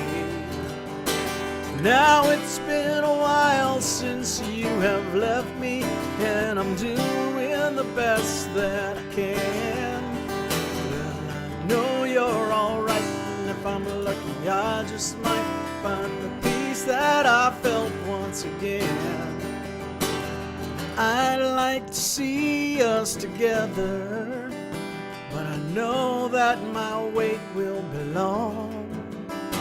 So all I can do is see another day through, think about you and carry on. I said all I can do is see another day through, think about you and carry on.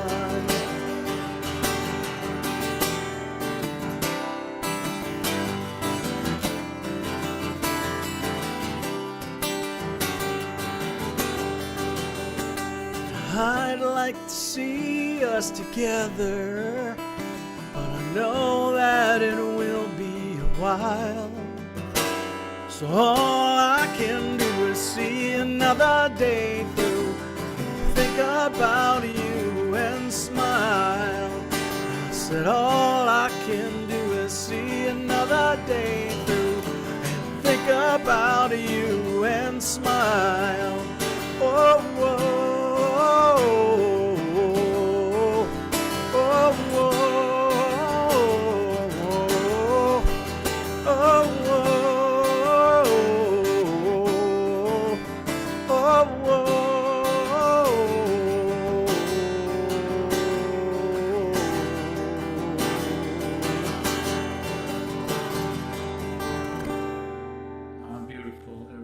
What a beautiful song, Everett.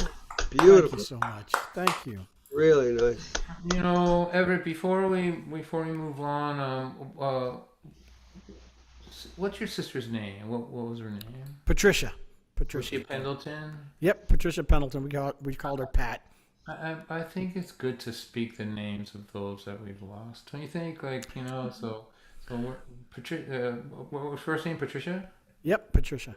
Patricia Pendleton, and you know, put your name out in the universe. You're still with us. So Everett, I love you a lot. Thanks a lot, man. We'll go around one more time. Let's hear it for Everett Pendleton. Thank you. I love you too. Thank you.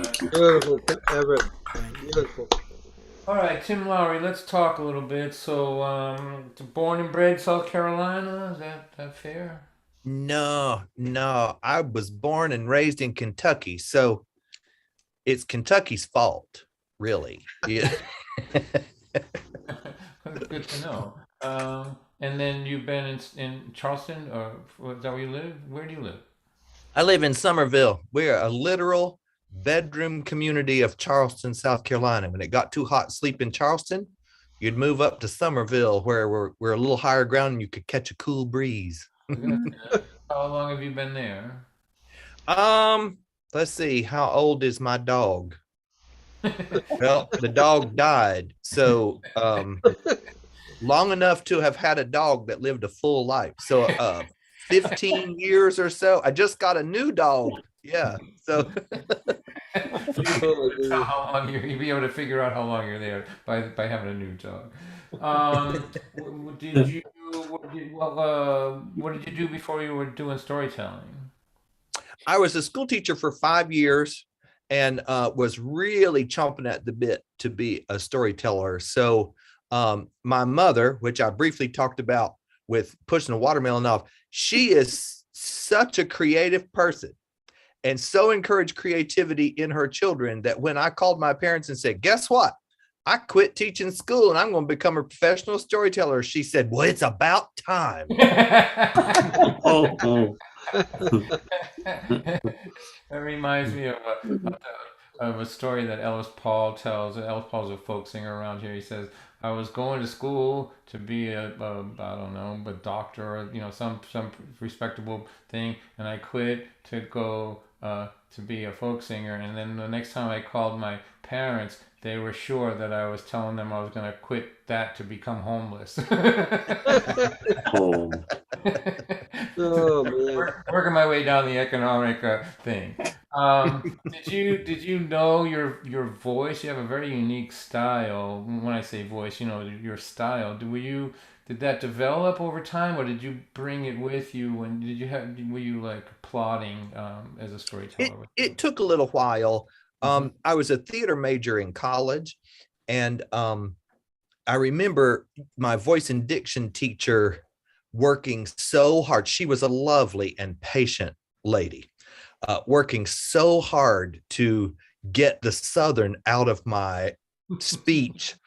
And one night I had a role in Julius Caesar. So I'm backstage, and there was a girl in the play who I just thought she was really, really good, an excellent actor. And I really admired her work. She was in graduate school, so she was ahead of me in school several years.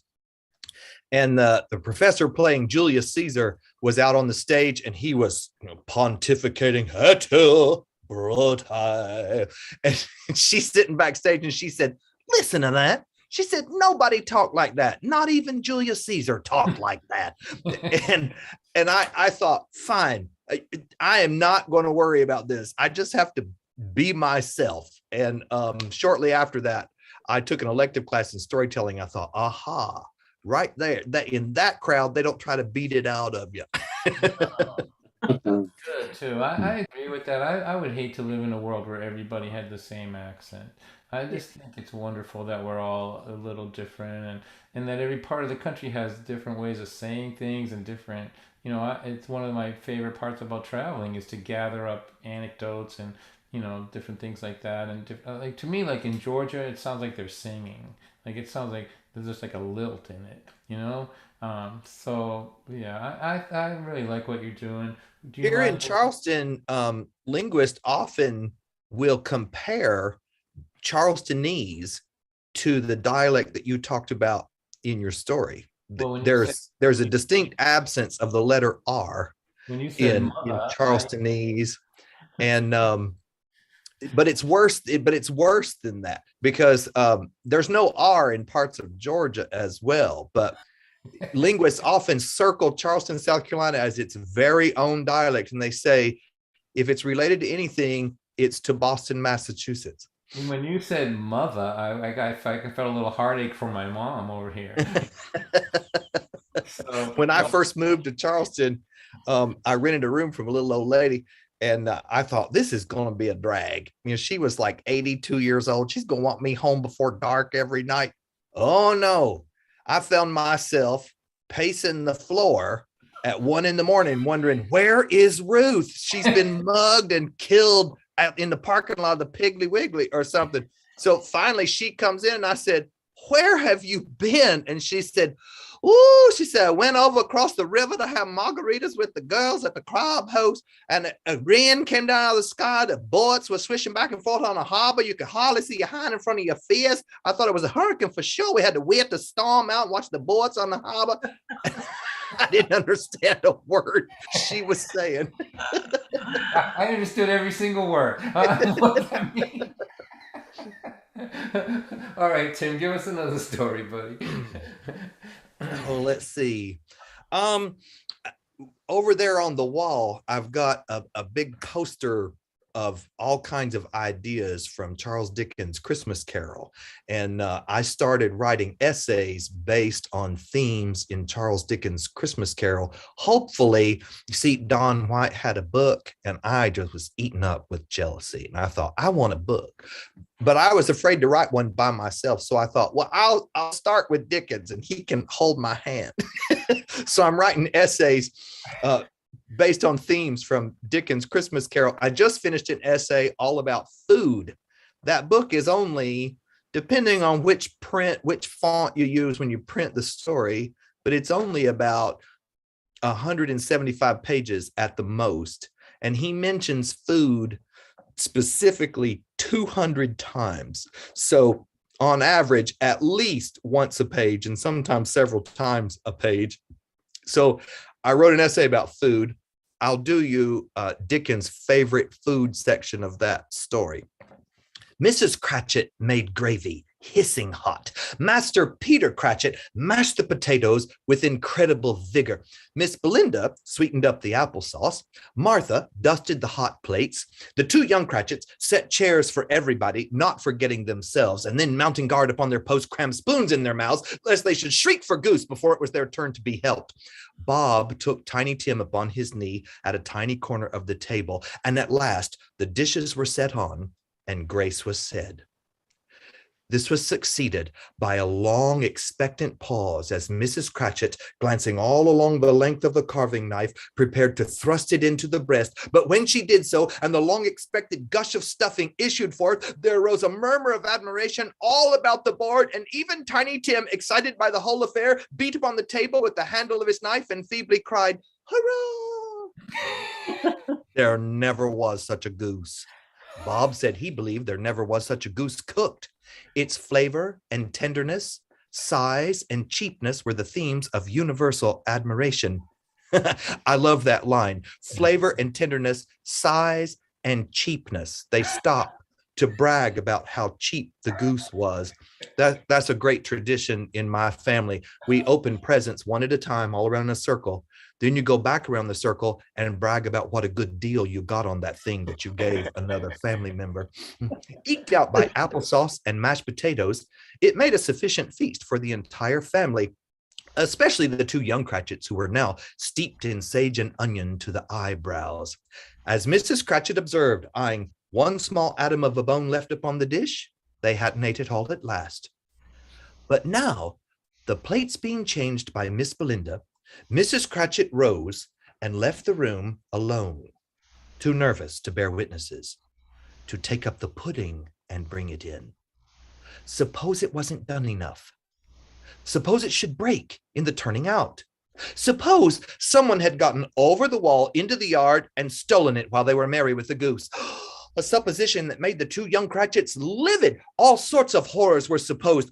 Whoops, hello, a great deal of steam. The pudding was out of the copper. A smell like a washing day, that was the cloth. And then a smell like an eating house with the pastry cooks and a laundress's next door to that. That was the pudding. In half a minute, Mrs. Cratchit re-entered, flushed but smiling proudly, bearing the pudding before her, hard and firm like a speckled cannonball, and blazing in half a quartern of ignited brandy and bedight with Christmas holly stuck into the top. Oh, a wonderful pudding, Bob said. And calmly, too. He regarded it as Mrs. Cratchit's finest achievement since their marriage. Mrs. Cratchit said that now the weight was off her mind, she would admit she'd had her doubts about the quantity of flour. Everyone had something to say about it, all high praise. But no one said, or even thought, that it was at all a small pudding for such a large family. Any Cratchit would have blushed to hint at such a thing.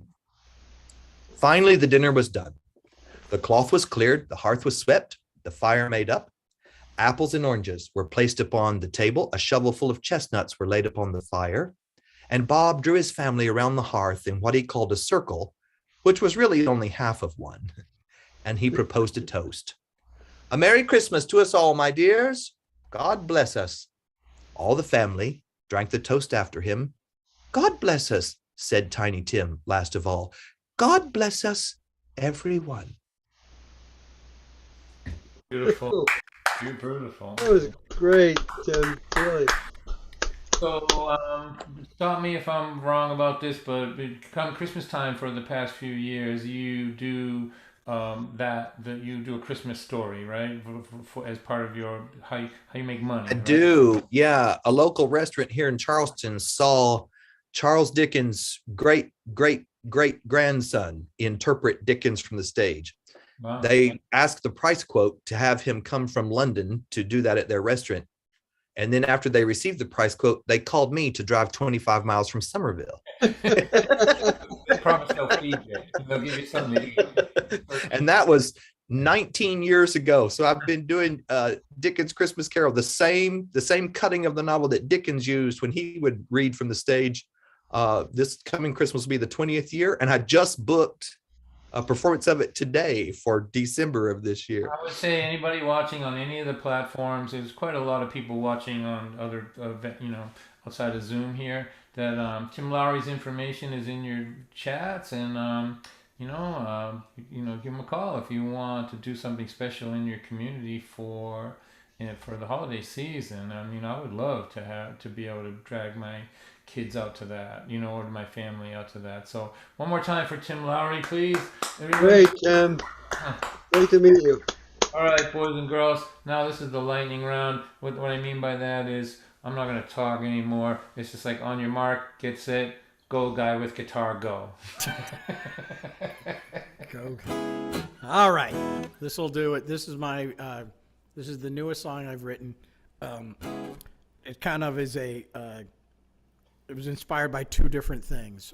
One of the co-founders of the company that I work at, he was diagnosed with leukemia, and unfortunately he passed away. But there was a time when he was getting treatment, and he was getting chemo, and it seemed like things were getting better. And it also coincided with us actually doing work on the house that we've had for 13 years, and it was the first time. And basically, we did our basement. We totally finished our basement because I needed to get away from those people. And so now I have an office, and we all have a little bit more space, and it's great. So it kind of came. So this song kind of came from kind of both of those. Grow your Office 365 skills. When we thought things were going well for my founder of my company, Rich Baker. This is called Every Little Bit. It's so hard to tear down what we've known, reimagine how it could be. We get so used to seeing things in a particular way. It can take a lot to get our vision to sway. It can be hard just to get things started. What will we keep and what we'll part with? It's a tough road we have to take with a share of pain and heartache. But you gotta believe it leads to a better place. And all it takes is just one step. Every little bit feels like progress, and progress sure feels good. Every day we try our best to understand so we can be understood. Even though this is different, it doesn't mean that it's wrong. We take what we've been given and make it beautiful and strong. We never know what life is gonna hand us. There'll always be obstacles to overcome. We put our faith and trust in those around us. The parts will lead to a way greater sum. And all it takes is just one step. Every little bit feels like progress, and progress sure feels good. Every day we try our best to understand so we can be understood. Even though this is different, it doesn't mean that it's wrong. We'll take what we've been given and make it beautiful and strong.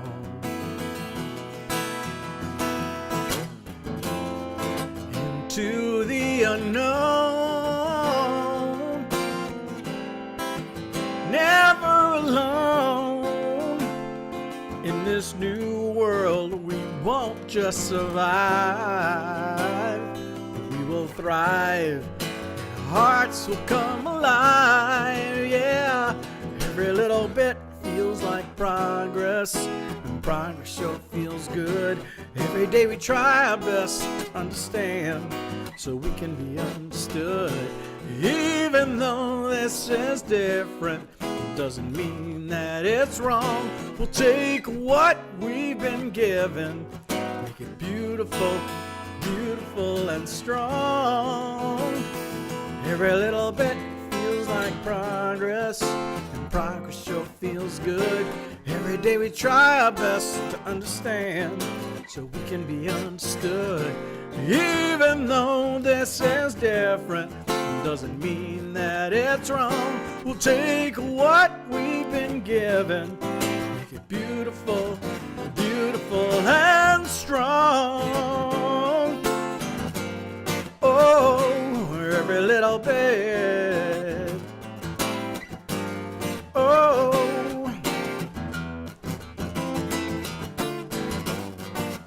every little bit.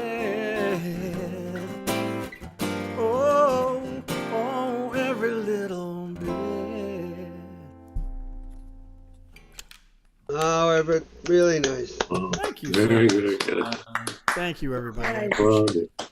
So, Everett, thanks for being here and for being such a good friend, not just to me, but to everybody. Amanda's here. Do you want to chat with her for a minute? Amanda, you want to say hi to Everett?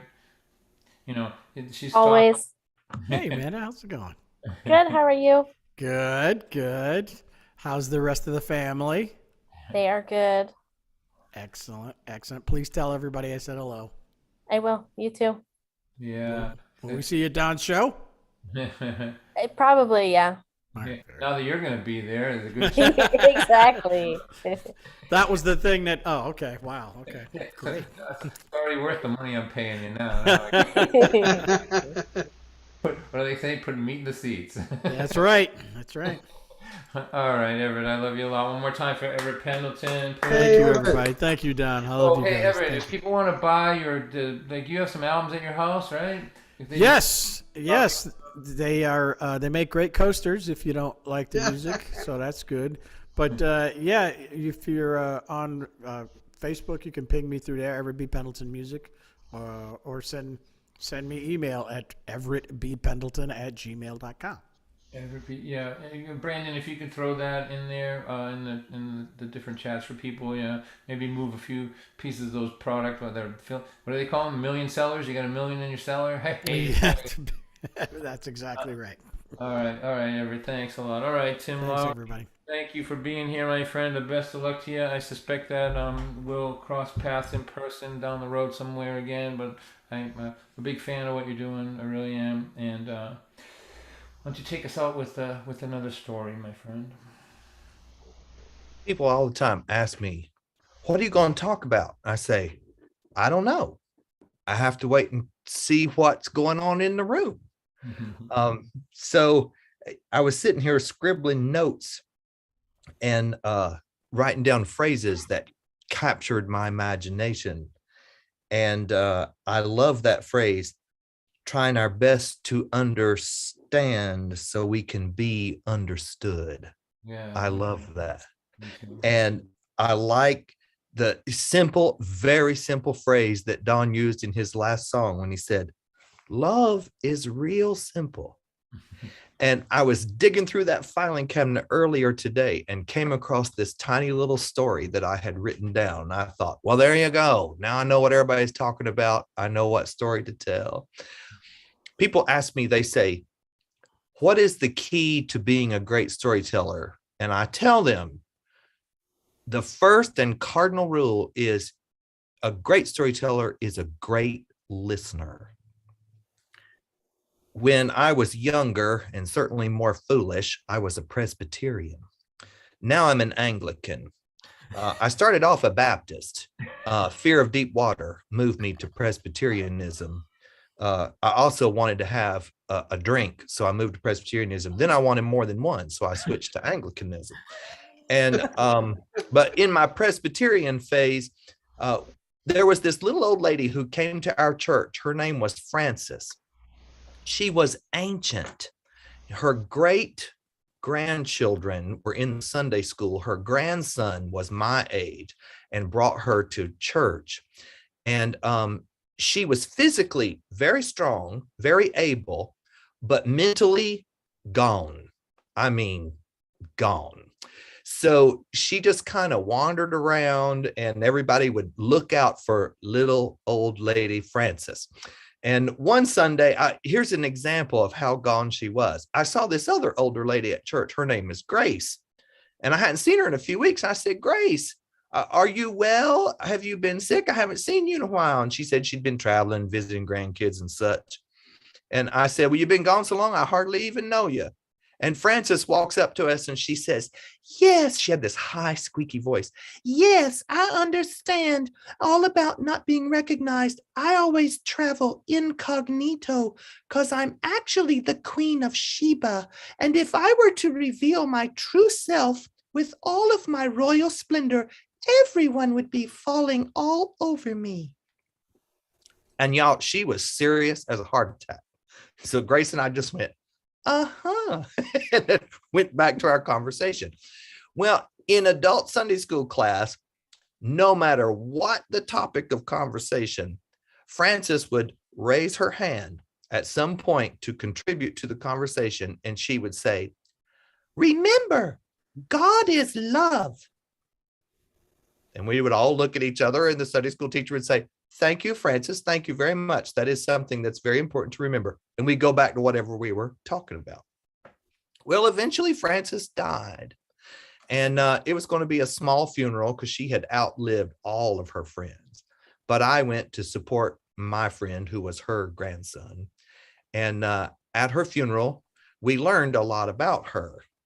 When she was eulogized, we learned that she had been a ballet dancer in her younger years.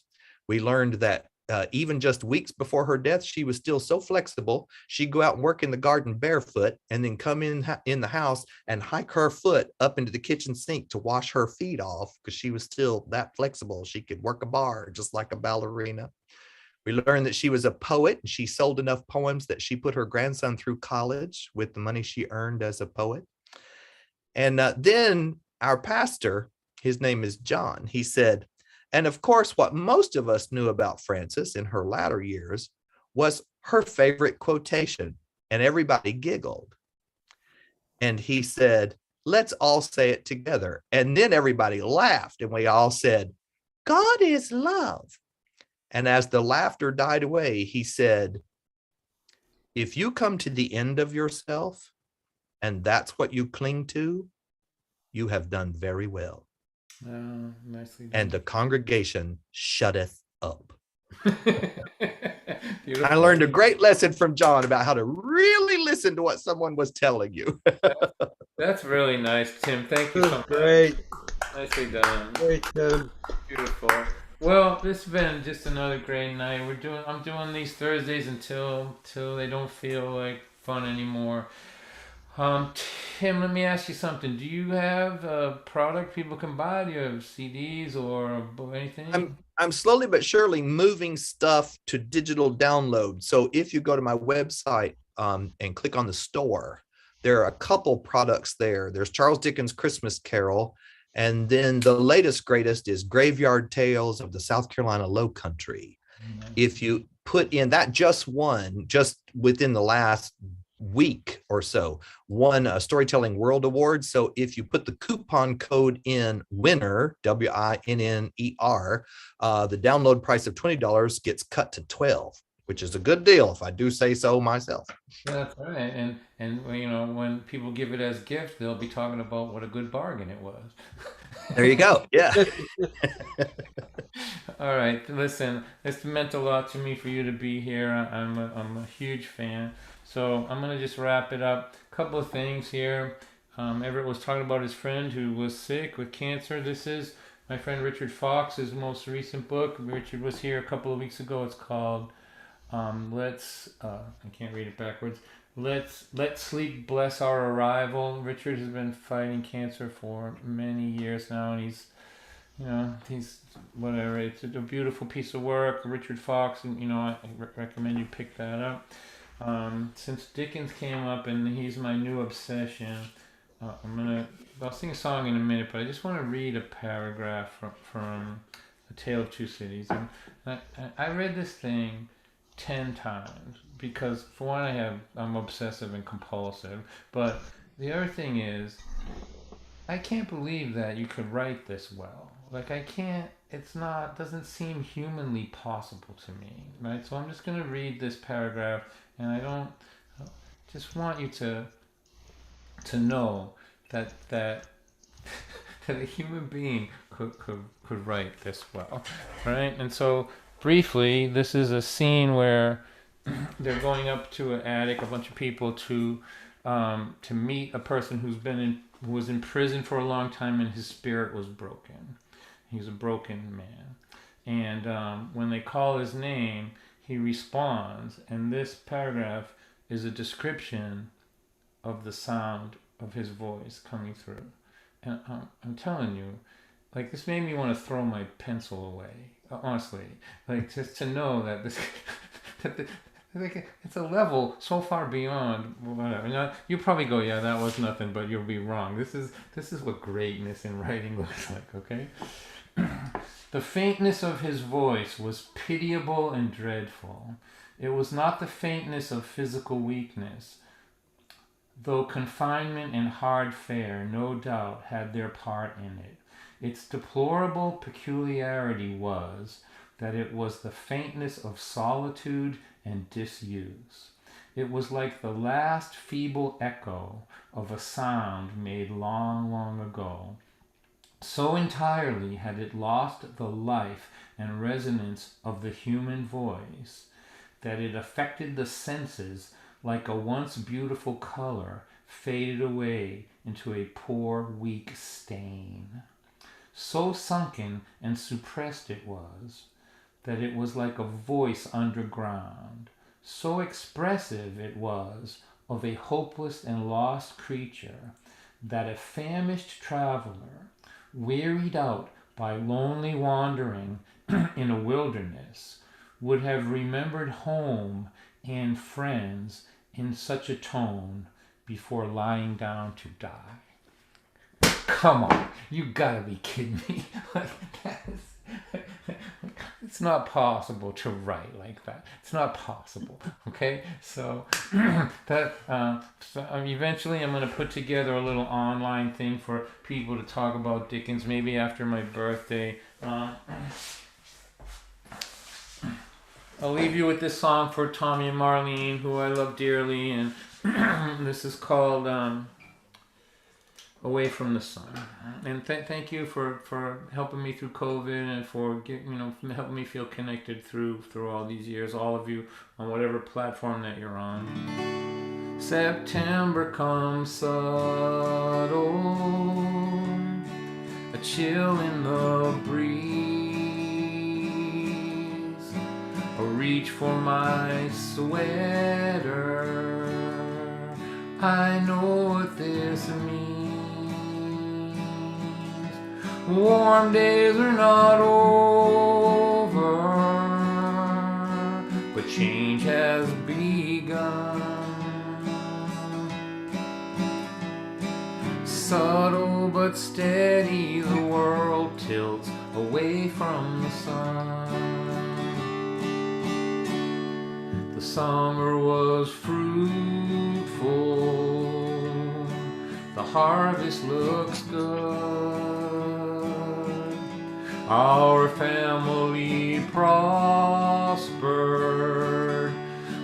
like we hoped it would.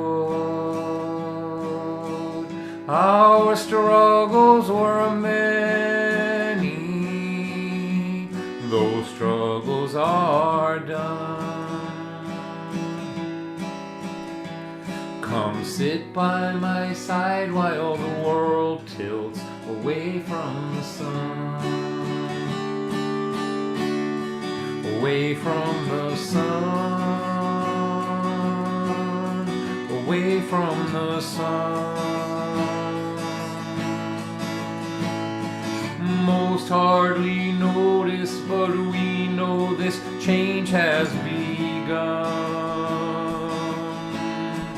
Change has begun. Change has begun. Subtle but steady, the world tilts away from the sun. On a world full of wonder, we spin through the sky. Loving, fighting, growing, and wondering why. While a big ball of fire above us looks down, shining warm light upon us as we spin around and around.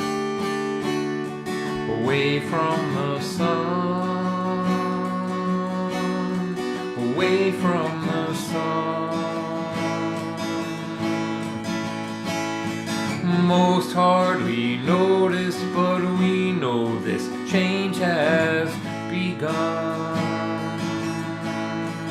Change has begun. Change has begun.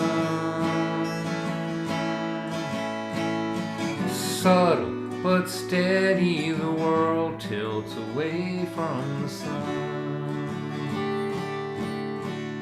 Let's spend all the money on laughter and song. Let's dance with these bodies till these bodies are gone. When it's all over, you will know it is true. My life only had meaning 'cause I got to share it with you. September comes subtle, a chill in the breeze. I reach for my sweater, I know what this means. Warm days are not over, but change has begun. Come dance with me while the world tilts away from the sun.